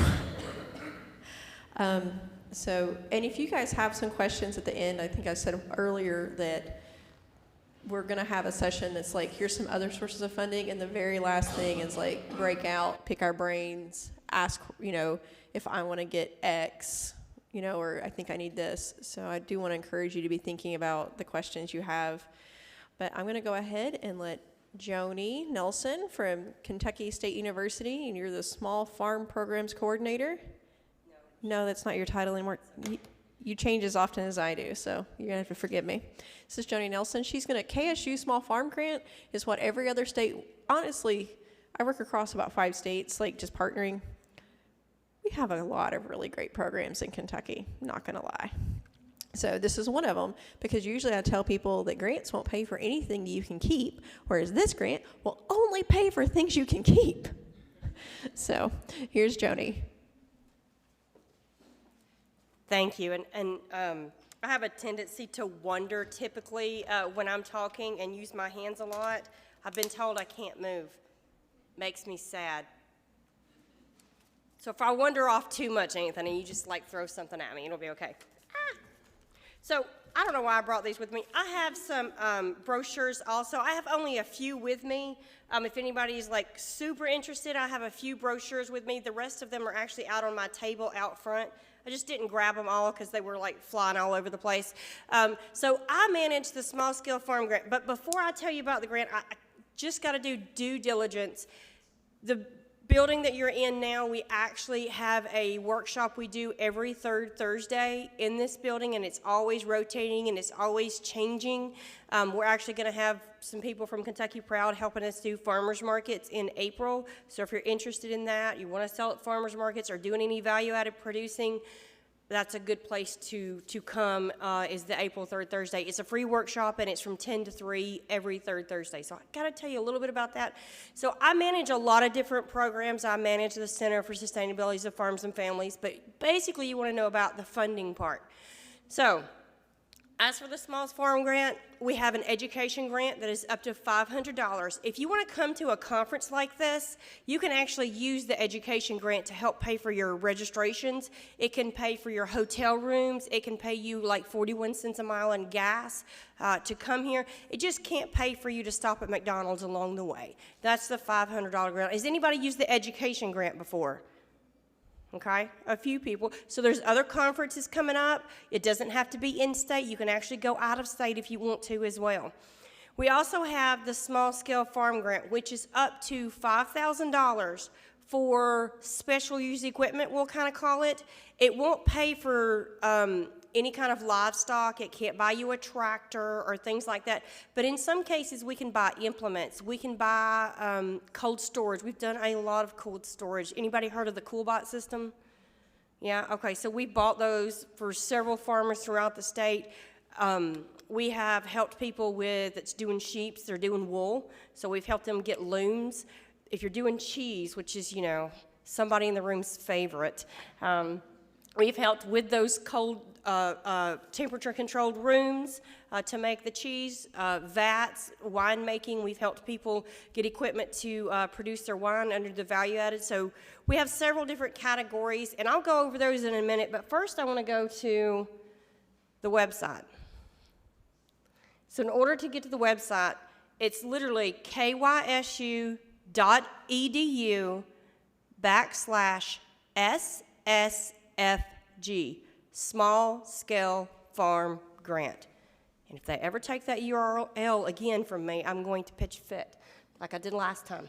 So, yay, we found it. Let's make sure I don't push the wrong button.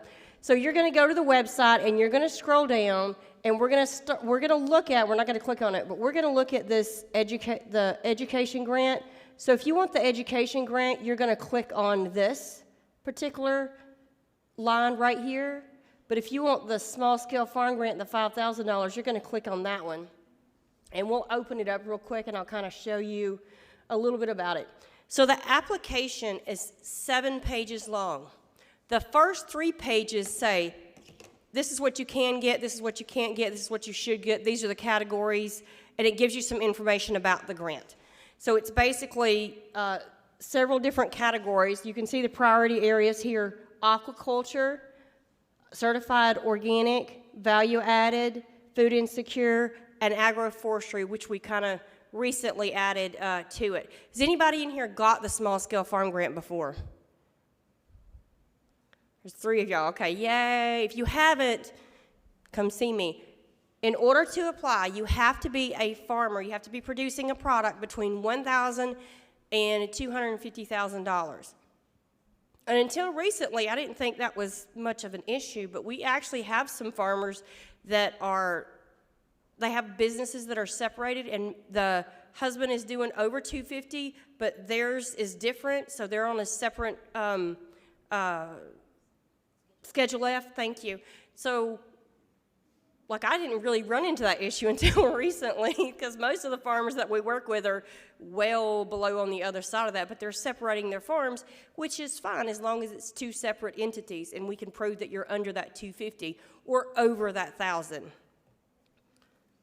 So you have to be a Kentucky farmer producing an agriculture product between $1,000 and $250,000 in the state.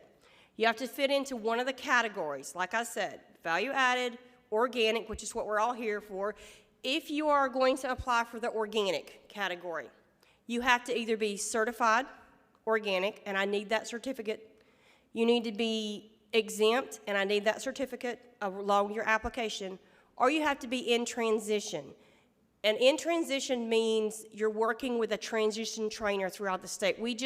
That's one of the things we've kind of started requiring because we had a lot of people applying for the grant that said that they were organic because they didn't use chemicals. So we try to encourage people to go through the process of doing the transition and then getting certified. Because if you're going to be under the organic category, we want you to follow those organic rules and regulations. Okay. Again, we can't buy your livestock. We can't buy you bees. We can't buy you a lot of animals or anything like that. If it's not going to be there at the end of the grant, we cannot pay for it. We can't pay for labels. We can't pay for jars or anything that you're going to give out at the farmer's market, anything that you're not going to, have at the end of the grant, like your inputs or anything like that. We can't pay for those either. Think of equipment that's going to be there for eternity. That's what we can pay for. Maybe a cool bot breaks down in 10 years, but pretty much eternity. So the application, we're going to go down. How long do I have? Oh, yeah, I'm good. Okay. So we're going to walk through the application real quick, and I'm just going to kind of show you how it is. So the first thing we're going to ask is, who are you and where do you live?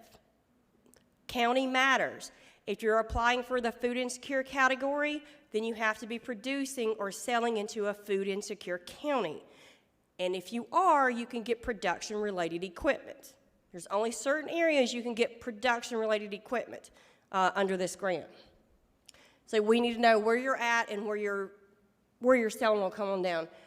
We do need your tax ID number. We need a farm number. We really want you to have that farm number. Now, if you've applied for a farm number and you don't have it by the time the application is due, just say in progress. And if you're approved, we will have to have that farm number before we can actually send out the funds.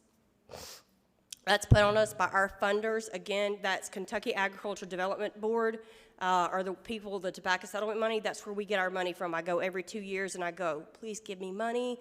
Look at all these farmers I helped. Look at all the pictures. Again, pictures that they have sent in, or we've went out and taken pictures. I may be calling on some people to send some of my media crew out to take some pictures and videos later on, looking at you too. So do your tax number. Typically you're going to apply under individual.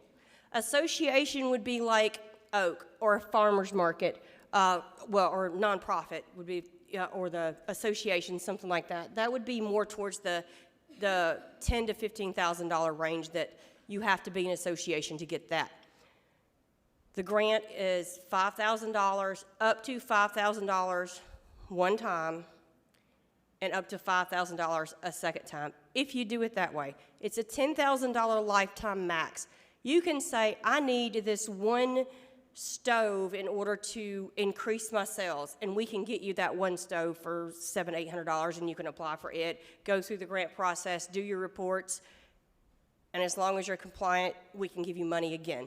So just as long as it's up to $5,000 at one time and $10,000 lifetime max for the grant, which sadly was another thing put on us by our funders, and that was not my choice. But like Myrisa used to say, we want you to be able to not have to use grants in these programs. We want to build you up to where you have moved out of needing this. You know, we want to get you to doing full-time farming and making a profit.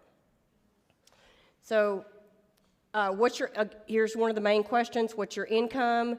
And then there's a lot of survey questions on here. There are some questions on the application that are scored, and there's some that are not. I will tell you 100%, if you go down just a little bit, see the gross farm income, that's kind of a survey question. We want to know what kind of people we're working with. Let's scroll down just a little.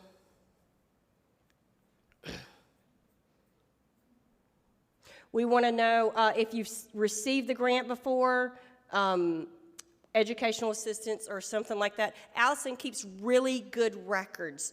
So if you get the grant, you're going to be dealing a lot with Allison. She is my numbers person, and she's my person that keeps me straight and everybody else straight as well to see when reports are due and things. If you've applied for it, how long you've been farming, that's a scored. I can't tell you exactly what the scoring is, but that's a scored question. Do you keep records? You know, we want to keep records. Another scored question. All right, let's go ahead and go down. This is key right here. Do you have a completed business plan? I'm going to tell you, if you check no there, I'm going to refer you to K-Card. I'm going to tell you to go to K-Card and get a business plan, because a lot of times if people have checked no on that question, they're not really ready on a lot of cases. Not to say maybe you've done a business plan, you just haven't done it through K-card, that's fine. But if you have that business plan, you kind of know what you need, what piece of equipment you need to be able to increase your sales. Have you been approved with KADF cost share before? Some people don't know what this is. This is your CAPE program. So if you've got CAPE money before, that's kind of one of those questions. It's another question that our funders wanted to know, is this money going towards people who can't typically get CAPE? Are we expanding our reach through this program that I have? And then they wanted to know the tobacco dependency. Also a survey question. It's not scored. Okay, let's go down to the next page. Oh, wait, no, sorry, I missed the main one right up there. Right there. Do you have a completed ag water quality plan? You want this question to be yes. If you can't check yes on this, go to your FSA office, get ag water quality plan. Does it cost you anything? Then you can check no, and you may or may not receive a few more points on that one. Okay, we can go to the next one, sorry. Wrong way. Anthony's going to beat me by the end of it. So this right here, we kind of want to know who you're working with. If you've checked that you're organic and you don't check oak down here, it's kind of like, why are they not oak? So then we're going to send you information on the Organic Association of Kentucky. If you're not Kentucky Proud, we're probably going to send you out some information on that. And if you don't get approved for the program the first time, it's not a, well, I'm done. We literally work with you, and we work through the application and try to get you the best application for the review committee. I don't actually get to score the applications myself. I don't get to decide who gets the money and who doesn't, because then I wouldn't have any money left, because I'd go, you get money, and everybody gets money. And I wouldn't have any left to give out. So I have a board that kind of helps me score these applications. And depending on the category, also depends on how it's scored as well. There's different amounts. So let's go ahead and go down to the next page. We're just going to go all the way down to one of the main. It's a lot of questions about who you are, what you're doing. Are you going to share information? Will you do a field day? Things like that. So we're going to go down to the budget worksheet. Okay. Big, bold letters. Can somebody see what that says right there? Yes. That's missed so many times on the application. I'm not sure how that gets missed. We actually made it bigger, and I don't know, it just keeps getting missed. So we work with you. You send the application in early enough, I can look over it.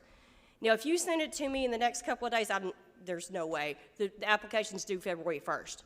I quit looking at applications on Wednesday. Like, I just don't have the time to actually go through them. I say that. I actually looked at one this morning, and I've got one this afternoon to look at. Okay, never mind. Anyway, it's not as easy for me to get to your application. The earlier I get it, the quicker I can look over it. Me or Allison or Kevin. Kevin's in Eastern Kentucky, and he actually works with this program for me as well. And this is key right here. When I open the application, literally the first thing I do is I go straight to this page, budget page. Coolbot, $5,000. No quotes, no nothing. What does that mean?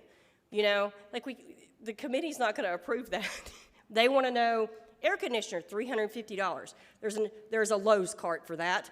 Coolbot, what are they now? $375, I think, for a Coolbot. The machine, and then maybe a cargo trailer, $4,500. You know, we need something. If you're doing a building, you know, maybe we just need a quote from that. It has to be something where we can go, hey, look, they've actually figured out their business plan. They figured out their budget. They know how they need to build this. And it's not just give me $5,000 and I'll figure out where to put it. You know, we need to know kind of what you're going to do with the funds. Whether you're building cold storage or maybe you're doing a chicken coop. I have somebody doing a chicken coop, but they're going to build it themselves. They're not going to do a prefab. So I said, well, just sketch it out, what you want, you know, to send in with it, and then put in a Lowe's cart or a hardware store cart, like, you know, something that shows this is the price of things now, because sometimes, especially these days, the committee's like, that's how much now? And I'm like, yeah, things have risen a lot lately. So it's another way for me to kind of build up your application. And the more you send in, the better off you are, you know, as far as the quote information as well. Now, on the budget, you put what you want to pay for, what you're going to pay for, and then on the bottom part of the budget, or the bottom part is what you're going to pay for. And that could be, maybe you're doing jam, and you're going to pay for the jars, you know. Maybe you're doing chickens or something like that, and you're paying for the eggs. You're getting an incubator, and you're paying for the eggs, you know, something like that. You want it to kind of look as close to even as possible. If you're asking for 3, you want it to look like you got about 3 on the bottom to put into the program. This is not cost share. Let me just say that. This is, if you get approved, we send you a contract, and you can start your project right then. But if you wait, unfortunately now, about 2 months, not really, about 6 weeks, it takes us to get the funds out to you. So apply early. If you know you need money for something coming up, apply early, you know, so that you can purchase that after you get the contract. So anything purchased, any purchase receipt prior to approval and that contract being signed by you, we can't use towards the grant funding. And so you'll send us the application, we'll approve the application, we'll send you like a W-9 and a contract to make you a vendor. We send you the money, you start the program, and you report to us like for up to a year. You hold on to your receipts. There's another little budget thing that you fill out that says, hey, this is the money, this is where I got it. You know, you send your receipts in. And as far as receipts go, if you have a receipt, say you bought it from somebody down the road, right? Everybody needs to sign that receipt. If you're going to purchase something from someone else, it can't just go, hey, John sold me a tractor. I need like a phone number, an address, signature, things like that on that receipt. And we're requiring an affidavit or a notary public. So if you have a notary that can watch you both sign that, that's key also, kind of like you would a title on a car or something. Okay, go down one more. This is where you're going to put, are you providing the land? Are you renting the land? The daily management, equipment, labor, marketing, you know, crop transportation, record keeping, things like that. That's where you put that information. And then let's go out, and as you see here, it says, please attach supplemental category. Once you decide what category you're going to apply in, there is another form for you to fill out. That form is your main score sheet. So if we don't have that form, we cannot score the grant. You have to have that. So once you decide what box you're going to check, value-added, agroforestry, food insecure, something like that, that's when you'll send that in with your application and your quotes. And this can all be digital. COVID hit, and I'm telling you, we got so much more digital stuff than we were in the past. We just got better and more efficient. In some cases, I still get handwritten applications. I will say this, if you're going to handwrite an application and you know it's really hard to read your handwriting, have someone else write it or type it for you. Because if we can't tell what you need, I don't know what to ask. I don't know how to support your application if I can't read what it is. Especially the phone number and email. That's key. If there's nothing else legible on there, a phone number is key, so I can call and go, hey, we got your application. Could you walk me through it real quick? Something like that. And keep a copy. Keep a copy for your records, and then you send one to us. That way we have it in case something happens or it gets lost, Lord forbid. We had a lot of missing mail over COVID. All right, let's go out and go into a supplemental. We're going to pull up, because I'm going to pull up the value-added supplemental. See? Yeah, so you just click the link. You just click whatever it is, and you'll pull it up. So this basically, so if you go to the top, If you're doing value add, we wonder, are you doing it home-based or commercial, better process? Have you done the better processing control school? Are you a micro-based processor? You know, those are some of the questions on there. What percentage of products do you produce, and how much do you buy from other farmers? Basically, are you purchasing products from other farmers to make this product that you're doing? We want to know not just your farm impact, but other farm impact that you may be impacting on yours. So if you're doing a CSA, maybe you're buying from other farmers as well to put into that CSA. The more you can show you're helping other farmers also, the better it is on some of these grants. Let's pull up the organic one. I'm a little scared of this one because Dr. Lucas may have just changed this one, so I'm going to read it. Yeah, no, I'm not. Yeah, there we go. I can read it. It kind of asks, basically, if you're certified organic, a lot of these questions you can kind of answer, you know, right off. Like, what's your resource management plan?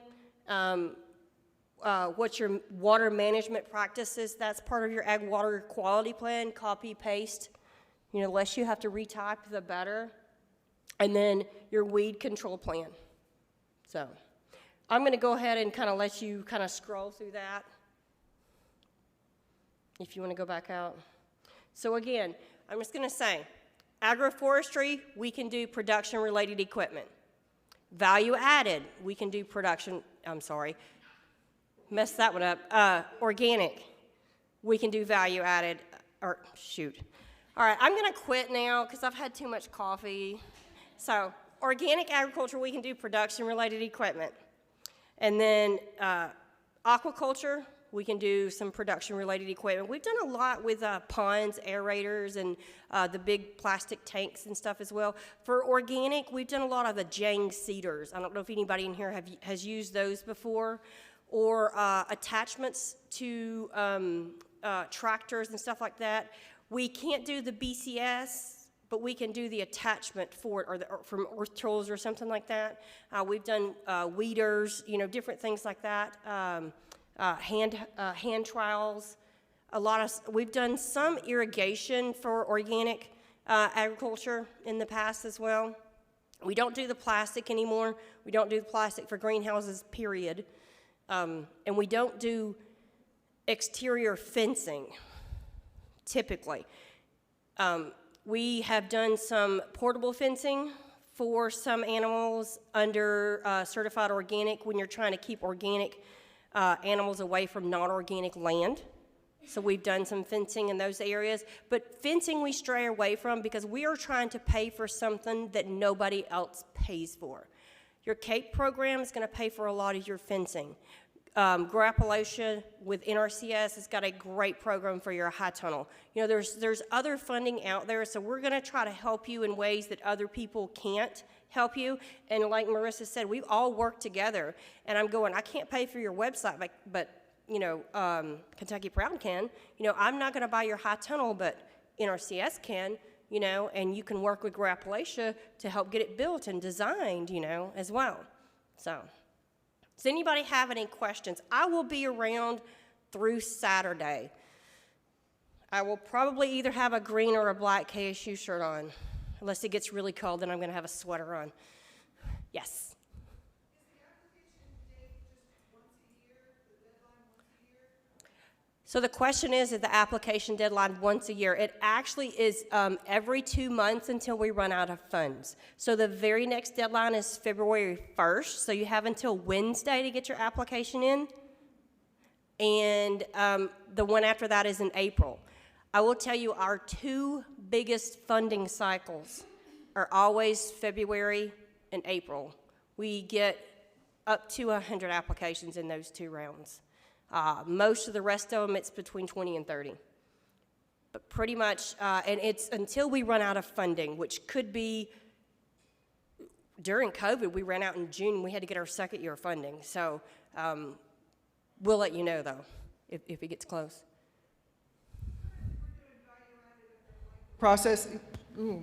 Under microprocessing license, but we're converting to commercial kitchen. So I'm thinking that some of the supplies that we would need or equipment we would need for that commercial kitchen we could use for this, but I would fill it out as a microprocessor. Yes, you would put it under a microprocessor and go under the value added. We have done a lot of commercial kitchens under this grant. We've done a lot of commercial kitchens under this grant. Depends on where you're at in the state as to what you need in that commercial kitchen. There's rules on commercial kitchens and what you need, and then there's each individual county. And I'll leave it at that. It's a sore spot. So, but yeah, we've done hoods, we've done 3-bay sinks, we've even done the grease traps. We've done the buildings before, the wipeable walls, yeah, for a commercial kitchen, stoves, ovens, blenders, dehydrators, freeze dryers. That is the biggest. I've had the most questions in the past 3 or 4 months on freeze dryers. So that's been a big one. But you did mention you're doing commercial, and I also have another grant program that we're just started. It's a capacity building grant to help people go from home base to commercial and walk them through the process review and help them with getting their recipe developed and approved and their label approved. See me. And it's, what county are you in? Typically, yeah. Yeah, I was like, I couldn't remember. Okay, this kitchen may be a little too far, but we have a commercial kitchen on wheels we can use also.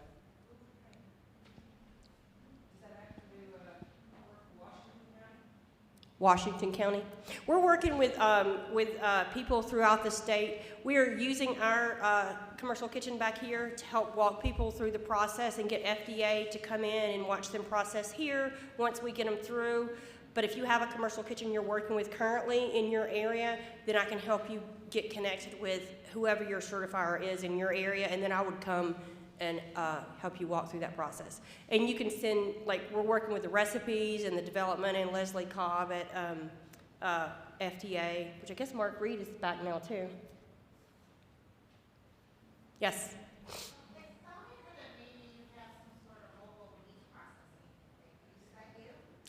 It's not, but I do know about it. There's a poultry unit here. It's called the MPU, so you can come in and do a training, which happens in April. Steve Skelton is over that, and he teaches you to do rabbits, poultry, not ducks. He doesn't do the ducks right now, but chickens, and then they do aquaculture through that too. So, and it's actually down the hill. We're building an on-site facility so the MPU can travel further more often. It will be finished soon. It's Stephen with a V dot Skelton, Skelton. And then it's at kysu.edu. So, and then I have a few cards with me, but then I also have, like she said, title change. My title's probably going to change soon again, so I haven't gotten new cards. So I have a few cards, but I have the brochures, and then I have some more brochures outside as well. I am, if you scroll down to the bottom, my contact information should be, that's the food insecure counties. Yep, there you go. Oh, that's Allison. Well, we're all there. So you actually submit your application to Allison. She puts them all together, puts them in the system for me, so I can do things like this, which is what she's working on right now. She probably wants to strangle me by the end of the day. Any other questions? Great questions. She asked, do we restore broken ponds? I think that would be better served under NRCS program. I don't know for sure, but we have only helped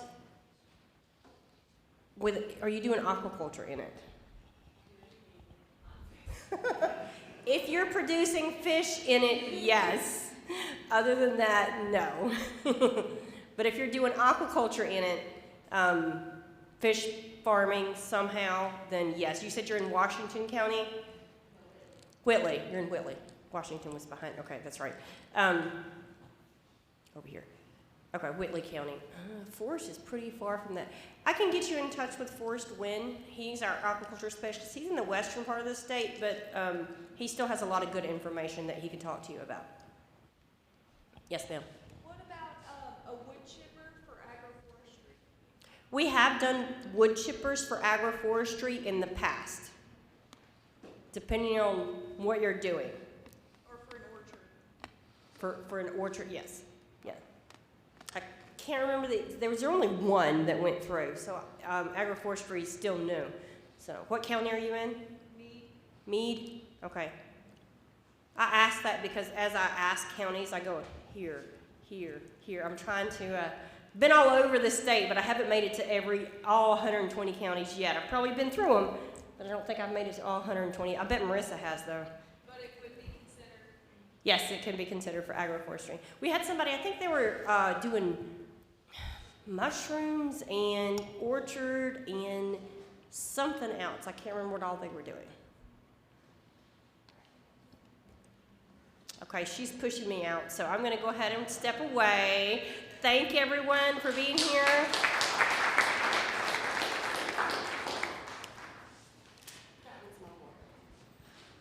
All right, so those are the main grant programs that we have in Kentucky and the point of this was to really get you all familiar with some of the people. We used to do what I call the Traveling Grant Roadshow, which we're going to revitalize this fall and winter in 2023. Super excited. Actually, it's a lot of fun. So we'll get, and those can be a half day long to a whole day long. And we actually pared this down just a little bit because people were coming out of that saying like, there's a lot of good information, but my brain is bleeding out my ears. Like I don't know what information I need. So, so we've condensed some of the usual suspects that we would have here otherwise into the last one, which is called Other Sources of Funding, which is Cara's slide presentation. And I like that she just puts money on every slide, but just like nickels and dimes. So Cara Stewart is KCARD's Agribusiness Grant Facilitation Program, I don't know. She's the grant specialist. I don't know. Grant facilitator, there you go, at KCARD. So it's her business to know like all the things that are specific to Kentucky. If you ask for chicken goat fences, I say that because it's always chickens or goats that people need fences for. So she's got some information here, and after that, depending on how long this takes, and you can feel free. I'm gonna leave Cara alone and run to the restroom. But after that, we'll kind of naturally transition at the end of this to just like working on your own, thinking, spending a few minutes thinking about what you need. And those of us who are resource providers or farmers, you can ask questions or say like, is there a grant for that? And try to figure out, because I think part of the value of what everybody in the room brings, including you farmers, is that when you look at someone else's stuff, it's really easy for me at this point to be like, yeah, so first I'm going to need you to get a farm number. And then, we're going to do this and this and this. And by March, like I spoke to someone Tuesday and was like, all right, so you're going to apply for this. We're going to do the KSU Small Scale Farm Grant, actually, for a commercial kitchen. And then in February, we're going to apply for this. By February 15th, we're going to make a decision on if you want to go for a large federal grant that will likely open by then. And we'll build out a timeline from there. And that's a lot of what we do, is try to help you logically think about it. Or if you have 15 dancing bunnies in your head that are just making more bunnies, as bunnies do, of ideas for your farm, to help you sort through the dancing bunnies to get like 2 or 3 juicy, meaty bunnies. So anyway, with that ramble, Cara is here to talk about other sources of funding, and she will help you with your bunnies.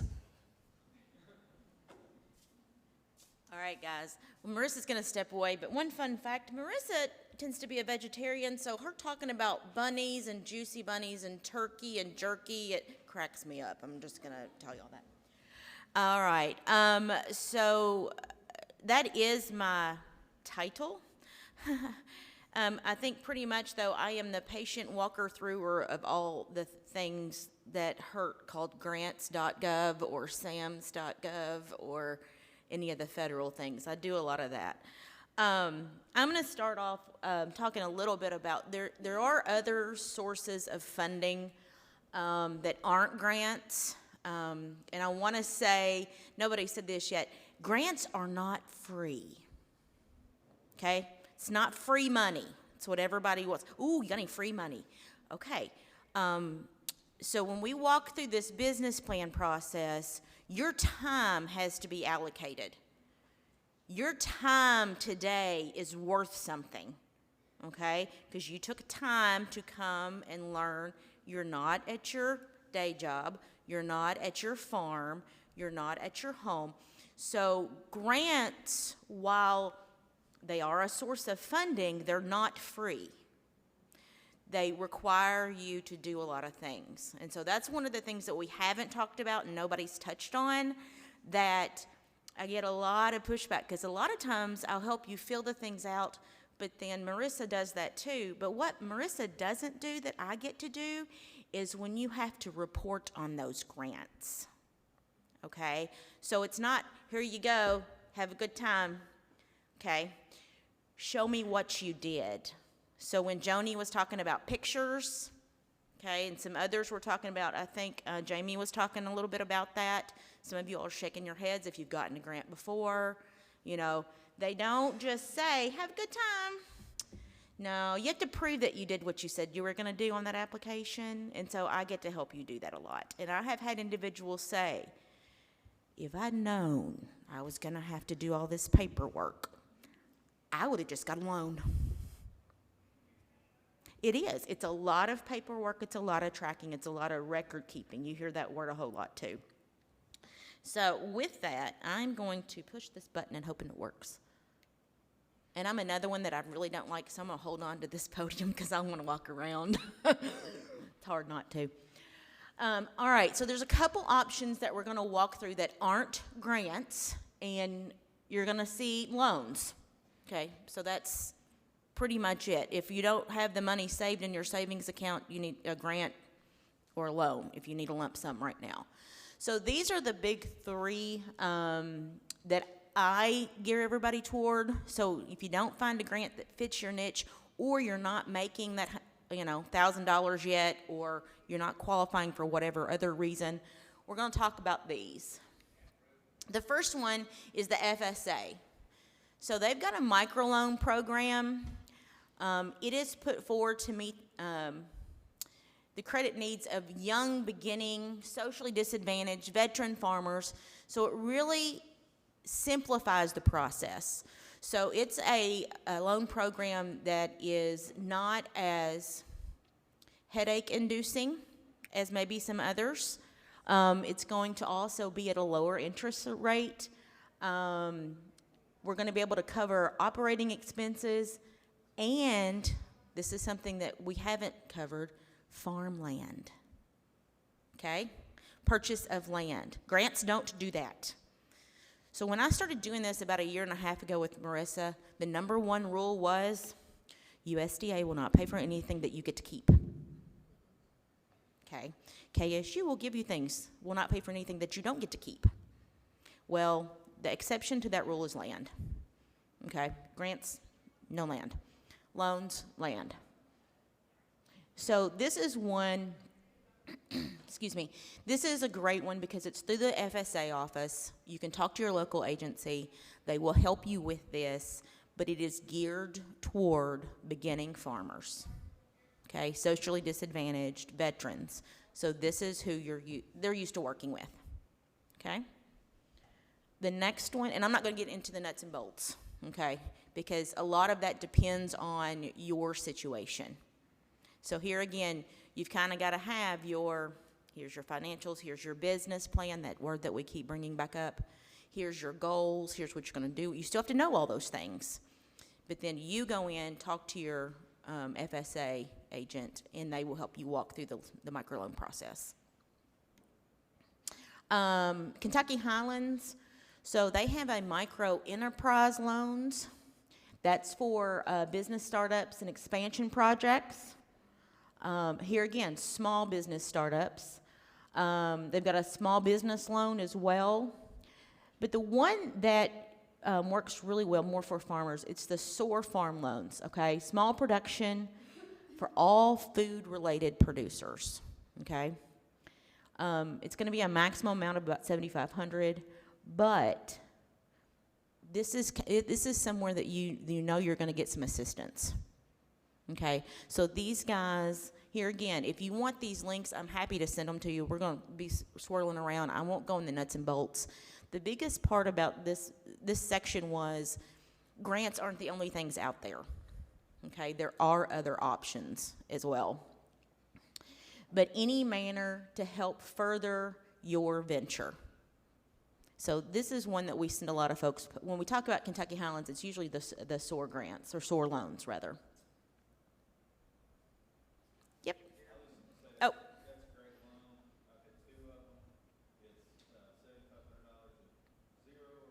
It's like 0.1, it's super, super small, if it's any at all.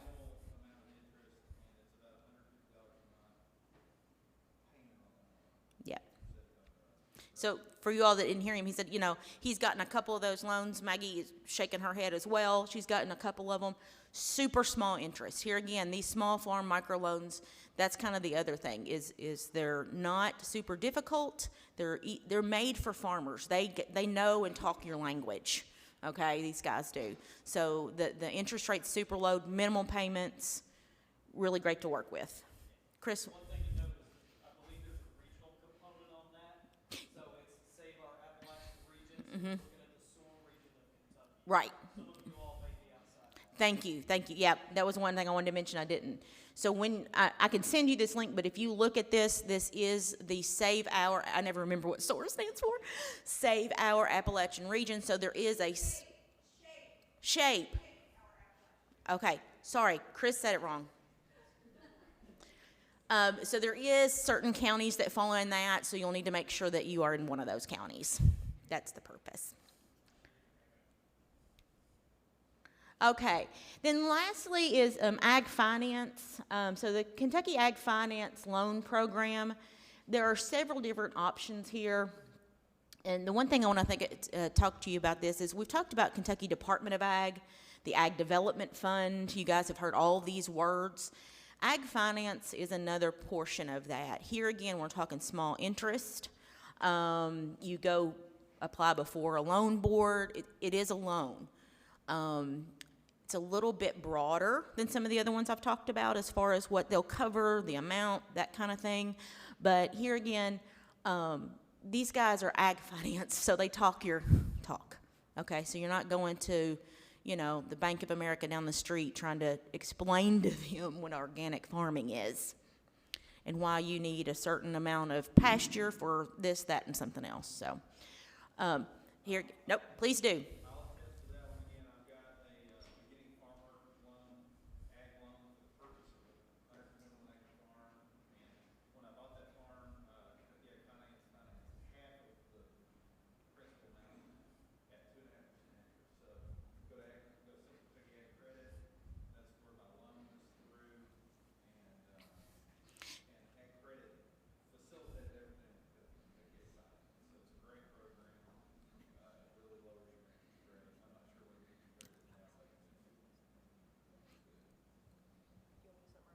Yes, please. So,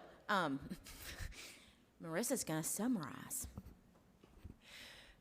So the way that it really works is you can work with a local lender that you're familiar with, like Central Kentucky Ag Credit, and essentially, like, the ag finance loan portion is going to blend the interest rate. And you're still going to only pay Central Kentucky Ag Credit, but it makes somebody who might not be willing to take a chance on your farm, willing to take a chance on your farm because ag finance has just guaranteed them half the money. And you get that like 2% something rate no matter what the interest rates are. So they'll blend it with it. So if you had a $100,000 total dollar loan and 50 was ag finance and 50 was some ag credit or a local bank, ag finance will work with any bank in the state if you've gotten someone that's willing to work with them or has worked with them before. And so like if they're I'm going to keep the numbers really simple because I have twin 4-year-olds. So anyway, so if they have a 2% rate and your lender is doing a 6% rate, your actual loan rate would be 4%, because it's going to blend those two. That's a simplified version, but that's.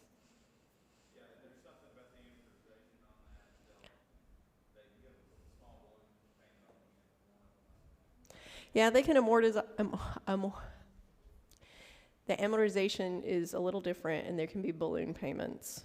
But yeah, it's a pretty easy to deal with. Like, as far as if your lender is willing to work with them, then it's pretty easy to deal with. It's only one loan application, really.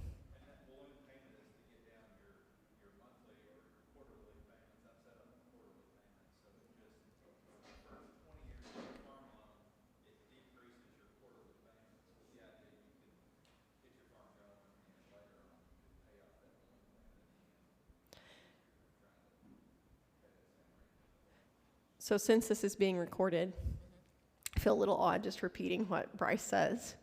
But, you can pay your quarterly or monthly payments, and then when you get further on down the road, you can do a balloon payment once your farm is more profitable, and that will help to reduce your monthly or quarterly payments. And that's an option you have through this loan program. Question in the back? You've already purchased the farm where they do refinance? Not that I remember. Okay? This is not what I do most of the time. I like the grants. But as far as I remember, they do not do refinancing. If anyone in the room has experienced contrary, let me know. But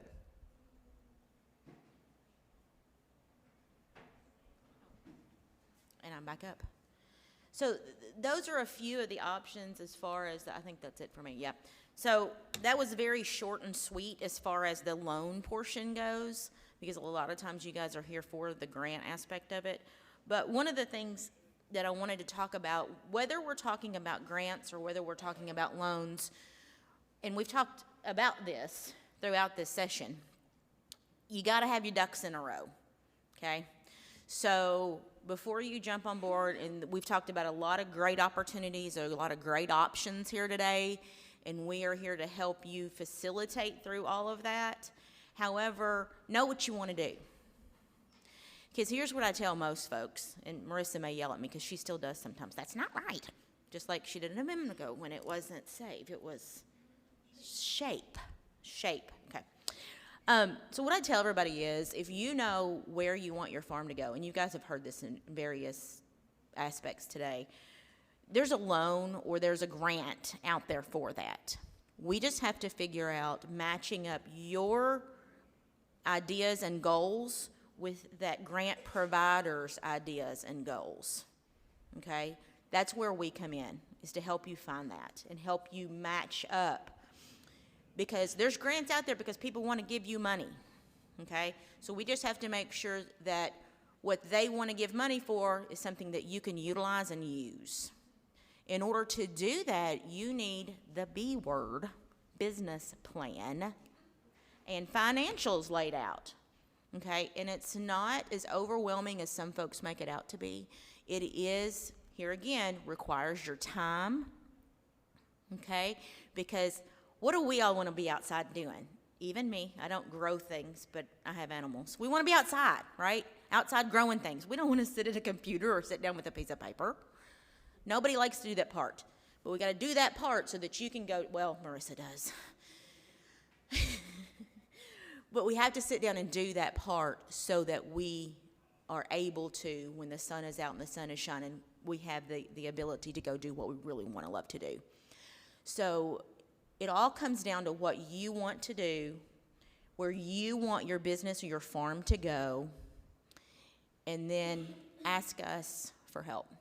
As Myrisa said earlier, K-Card is we are funded as well. She gets to manage all that stuff that we apply for. And all those reportings.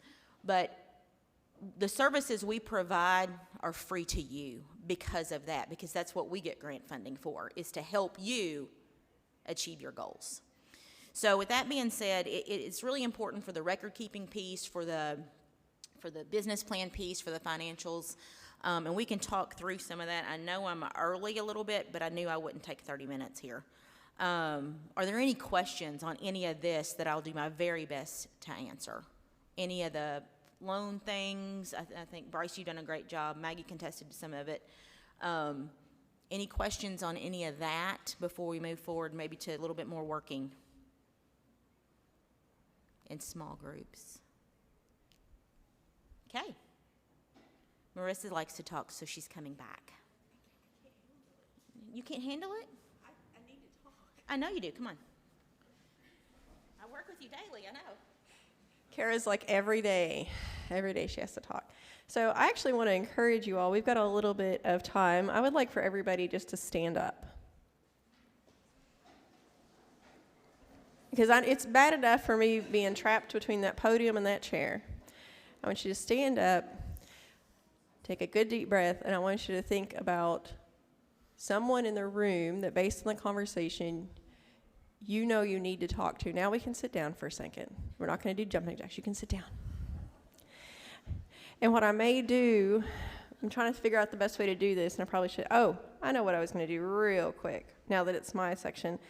So now I'm going to do something really boring. I raised my hand for I like really boring things. I got my job because I will do things like read the Code of Federal Regulations when no one told me to go do that, because I thought that there was an answer in there, and indeed there was. How to use your products is an in-kind match for a federal grant. Yeah, it was worth $125,000 to read that thing for one farmer, and then it's been worth it for a few others. So what I want you guys to do, I don't have a slide for this, but there's 2 pages left in your worksheets. And it's I want everybody who became a farmer because you like filling out paper to raise your hand. And thought, man, you know what the best part of farming is going to be? It's going to be tracking my production. It's going to be tracking my cost. It's going to be tracking where I sell things. Like everybody who was like, this is the best part of farming. Yeah, that's what I figured. So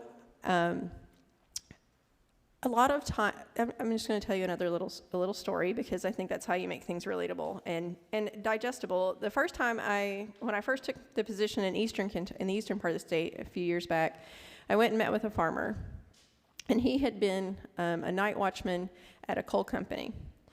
And he had one dream, and that was to be able to pay the $7,000 that was his mortgage,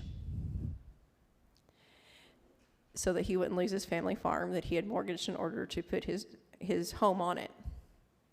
And I sat down at the dinner table that day with him, and we both cried, because I wanted him to be able to keep his family farm, and I couldn't imagine his account away from my family farm, and could imagine being a threat of losing that. And so I was like, we're going to make this happen for you. And he's like, but I don't know how to make a business plan. I was like, dude, we don't need a business plan. What we need to know is how much it's going to cost you to produce something, where you're going to sell it at, and the prices you need to charge. It took 3 years before I wrote a business plan with him. He's now making 3 to 4 times, depending on the year, that amount of money every year. He's paying off his home. And, the hardest part for him was the first time we went through his costs and expenses. He's like, well, how am I going to know how much it's going to cost me to plant carrots? How am I going to estimate how many carrots that I'm going to sell every week? Well, fortunately, Grow Appalachia provided him with this awesome binder, because he's totally not a computer person. Like, I was surprised the day I learned he got a cell phone. I was like, holy cow, yay, you have a cell phone. Now I can call you on it. I'm going to tell you, it doesn't go well in certain parts of eastern Kentucky, even with a cell phone. So if you look at that, this is a sources and uses of funds. And one of the ways that I want you all to think about using your money is not just to buy things or get things. One thing that a lot of traditional farmers are very used to is having an operating loan or having a contingency plan to use between January and May for people who are growing a crop. And that timeline may look different if you're raising livestock, although not dissimilar. So little exercise we're going to do here is you're going to look at that and think about the things you're going to sell in those months and about how much you expect to earn from each of those. You could divide it up a lot of ways. You could look at that and say, like, I plan to start selling tomatoes in June. How am I going to know how much tomatoes I'm going to sell in June? Well, I'm going to go to the farmer's market. How much tomatoes do you expect to sell at the farmer's market each week? I hope for $100 of tomatoes. Okay, June has, I just assume every month has 4 weeks, even though it's really 4.2. But for the purposes of this, we're going to say, like, June should have 4 weekends at $100 each. So that's $400 in June for tomatoes. Or you could say, like, my total farmer's market sales and how much I expect to sell to restaurants each month. So I'm just going to miraculously be quiet and let you all start filling these out right now. You didn't know this came with work. It's not homework. You're getting to do it in class.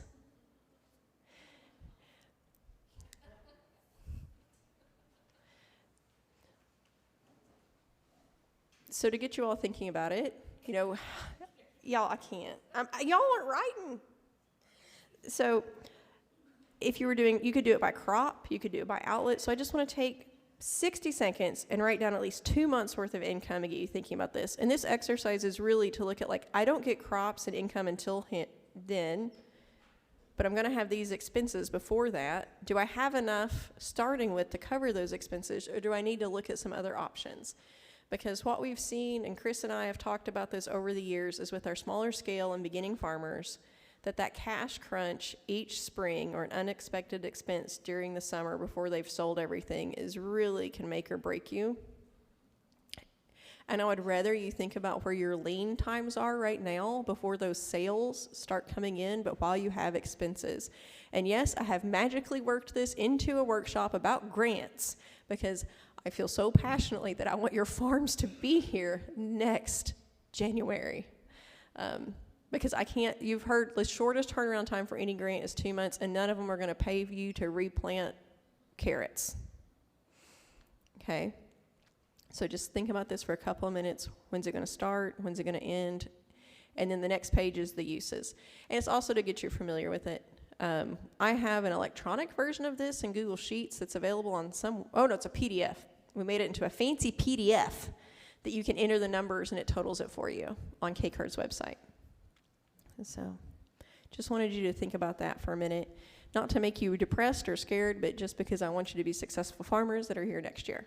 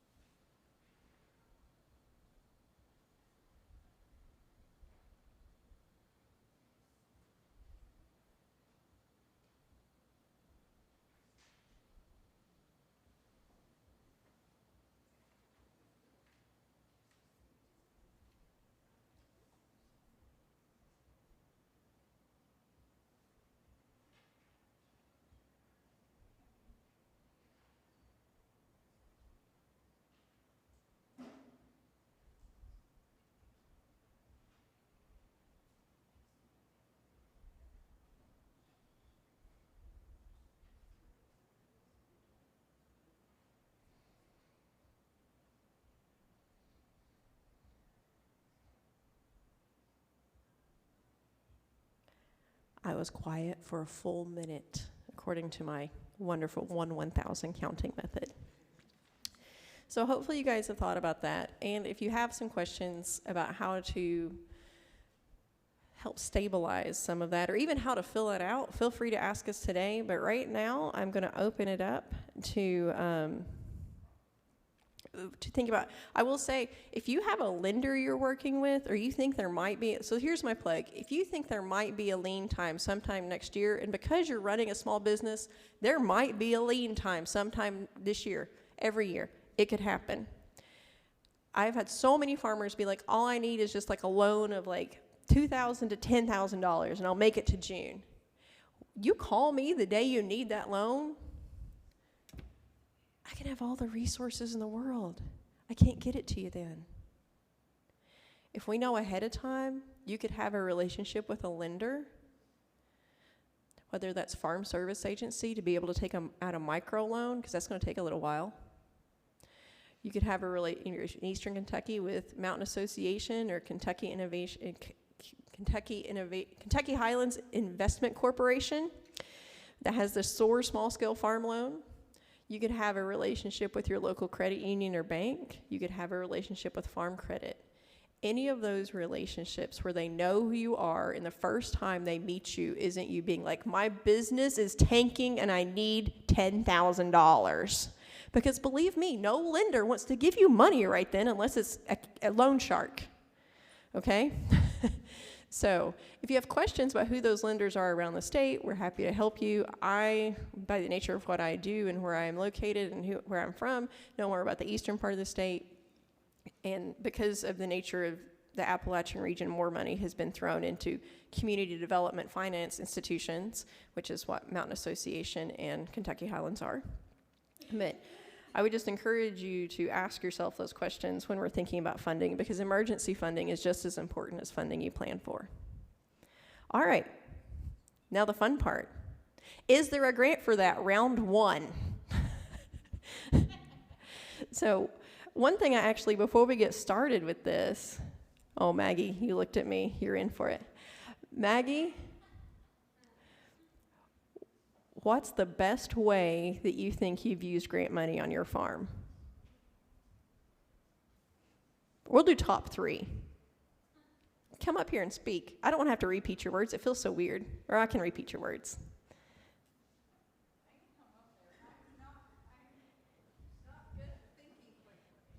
Well, I'm going to say that one of the best ways you've used grant funding or funding assistance on your farm is the high tunnels, because you have to speak about high tunnels at almost every Eastern Kentucky Farmer Conference. Shameless plug, next month at Pine Mountain State Park. Come see us. But here you are. I'm not talking specifically about high tunnels there. No, you're not. No, I think high tunnels are really big for us for being able to extend our seasons and make money for our cash flow year round was a huge help. Especially we sell meat, so we are already kind of selling things year round, so being able to sell vegetables year round as well, and deal with other environmental issues. So I say high tunnels definitely. I mentioned we put up some that we bought from someone else and moved after we used NRCS funding because we liked them so much. But one thing no one has mentioned here, which I don't know if I should bring up because I feel like maybe it's omitted for a reason, is CAPE. No, bring it up. Please bring it up. Okay, is CAPE funding, and we did use CAPE funding to purchase those high tunnels. That's a person that went out of business to bring. So we've used, I guess, a lot of grant funding for high tunnels on our farm. And we've done a lot of other things with CAPE funding as well. And they didn't talk about that today, so I won't get into it too much. I think it's maybe very variable for different counties. It's so variable, but it's been super useful for us because it is pretty flexible about meeting the needs that we identified we needed on the farm, that we couldn't really find other grants that we could slot into our needs or at the time that we needed them. But yeah, high tunnels for us have been probably our best use of grant funds. I'm not going to ask Bryce because I know it was obviously that value-added producer grant I helped him with. No, but so what CAPE funding? How many people have received or know about CAPE funding? All right, so we're going to go over CAPE funding. The reason I don't go over it is because I'm so used to being in Eastern Kentucky, and in some parts of it, there's literally no CAPE funding. And I was thinking about it as I looked at the KSU grant. You guys got like an alphabet soup today, and what the handout I should have given you was the abbreviation index. So I'll have to remember that. So CAPE stands for County Ag Investment Program. And what that is, it's amount of money that is given to each county based on the amount of tobacco that they grew. So for example, Fayette County gets more than Knox County. You know, Barron County gets so much CAPE money, I don't even know how they spend it, okay? You know, as compared to Whitley County gets a moderate amount. So who that goes through, so this is really interesting, varies by county, so I cannot tell you who to call in your county, even if I've lived in that county, because it could be the Cooperative Extension Service that helps run it. It could be the Soil Conservation District that helps run it. There are counties where the Cattlemen's Association help run it. your extension office should know. And if you want real fun, if you want to know how to align with your county plans, you can go onto KDA's website, find the Kentucky Office of Ag Policy, go down to your county, and it will have your county plan and what they want to fund in your county written up, and who is on your county board. So those are always interesting things to know. Obviously, I spend way too much time researching. Yes. So fast. Okay. The twins didn't let me sleep much last night, and I drank a lot of coffee. And I'm normally energized. No, it'll take a really long time to click that. For some reason, I love KDA, but for some reason their website is like so slow. So you can go to the Kentucky Department. You want where to find the information? Okay. So if you go to the Kentucky Department of Agriculture website and they should have a page on the Kentucky Office of Agricultural Policy, and underneath that somewhere, making sure nobody's following along, there is, it'll have Kentucky Ag Policy Programs, and I can't walk you directly through the clicks, but it should have County Ag Investment Program, and there should be a list of the counties. I'm remembering the old website. I haven't navigated the new website. Chris is nodding. Am I still on the right track? And you can go and see what your county plan is. Like each county every so many years has to fill out their priorities for investing their county money that came from the tobacco settlement agreement. And you can kind of, and it is scored based on your impact if you're tobacco impacted, but many of us, I'm kind of the young end of tobacco impacted at this point. You want to talk about how old I am? But I'm kind of the young end of tobacco impacted. So that's helped with the scoring, but what their priorities are will help you see if it's a good fit. But I think you should try anyway, because it's a pretty easy application, and your cooperative extension office should know who the organization is that runs those funds in your county. And they really wanted this to be grassroots. They wanted it to be run on the county level because they assumed that county administrators would know what the county's needs. So and people rotate on and off those boards.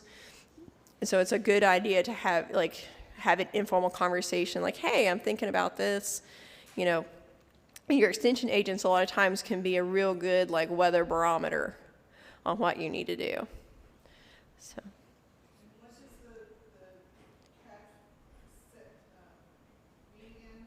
CAPE, County Ag Investment Program. I feel like a good 60% of my job is just keeping up with abbreviations and where they live. Abbreviations and rules, that's what I'm here for. Yes, Maggie.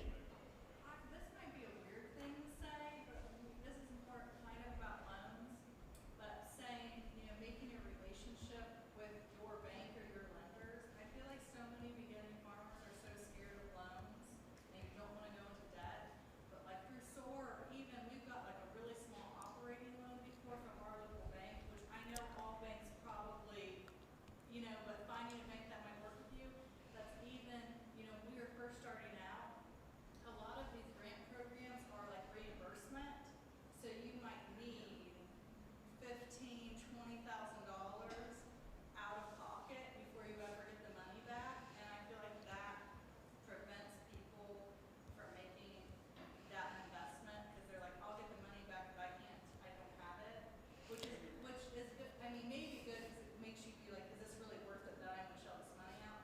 But we've been able, from our local bank, by having a relationship with them, to get a small operating loan or revolving line of credit for just a short period of time, so we're not, having to shell all of that out of our cash flow that I need for seeds right at all at the same moment.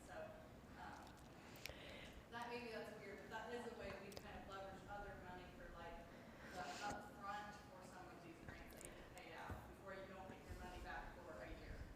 So I'm going to repeat some of what Maggie said for the recording.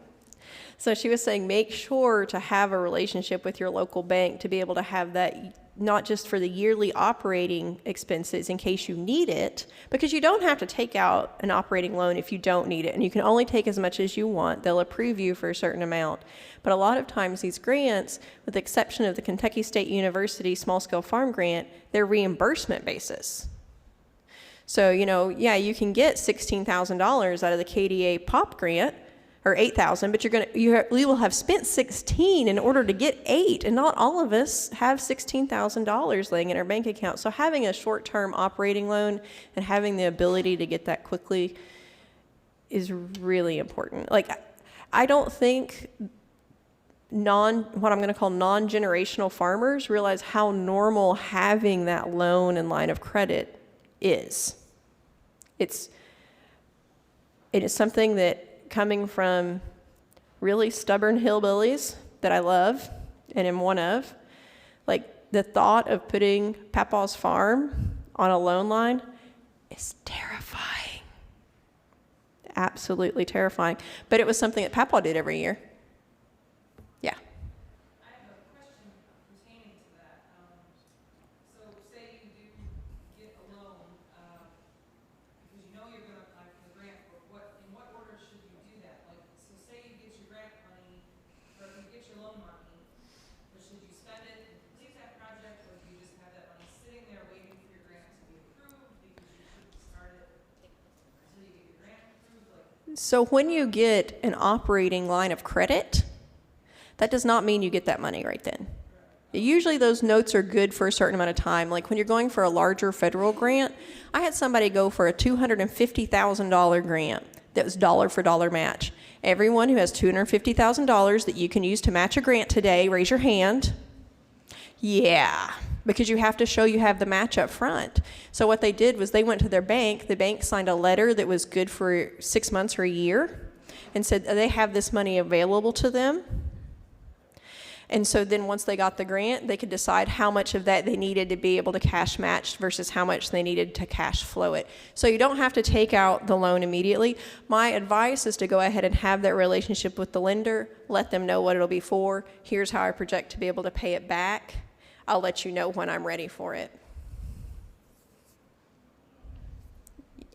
Chris, you want to ask the question so I don't have to repeat it? Yeah, come on.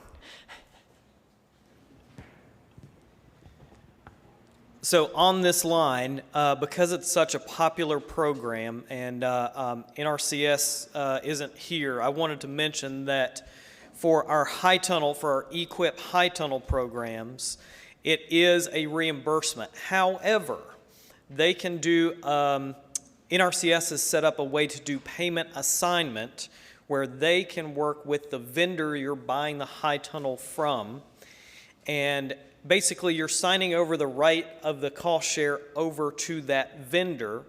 The vendor then does the installation, and then the NRCS pays the vendor directly, and that allows you to not have to take out a loan for your high, because I mean a high tunnel right now you're running between $12,000 and $16,000, right? So where are you going to get that money while you're waiting to be reimbursed? So look for vendors in Kentucky that will take that payment assignment, and then NRCS, basically you're signing that check over to that vendor when it comes. So.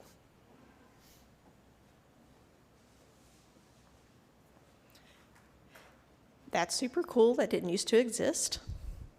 So I learned something or reminded of something every day. Do you guys just want to get up and walk around and ask us all questions for the last 15 minutes? 10? No, David. Bad David. I've liked you until now. So if you guys, well, first, do you all have any more questions you want to ask publicly? That's a no. All right. So I want to thank you all for bearing with us today and being patient. Hopefully this was helpful. I do want to encourage you to never think it's too early or too late to reach out to any of the organizations that have been here today. You know, are we all busy? Yes. Will we make time for you? Yes. Because it's literally our job. So with that, I also want to say, There's a green card. If you all could please fill out your Oak surveys, I would really appreciate that. I appreciate everyone's time. I don't know. There's orange, green, or orange. Somebody's got to tell me what colors. Both will work. That's great. So fill out your Oak surveys. Do feel free to reach out to any of us. We will have the K-card materials will be uploaded. Oak will have those if you need them to print them out. Actually, if you pull down the materials, the PDFs, that table should be fillable if I did it right. And if not, you can go to K-card's website and it's on there. So we're going to walk around. Thank you all for your patience and being interested in how to find free money. So it's not free. See you guys. Bye.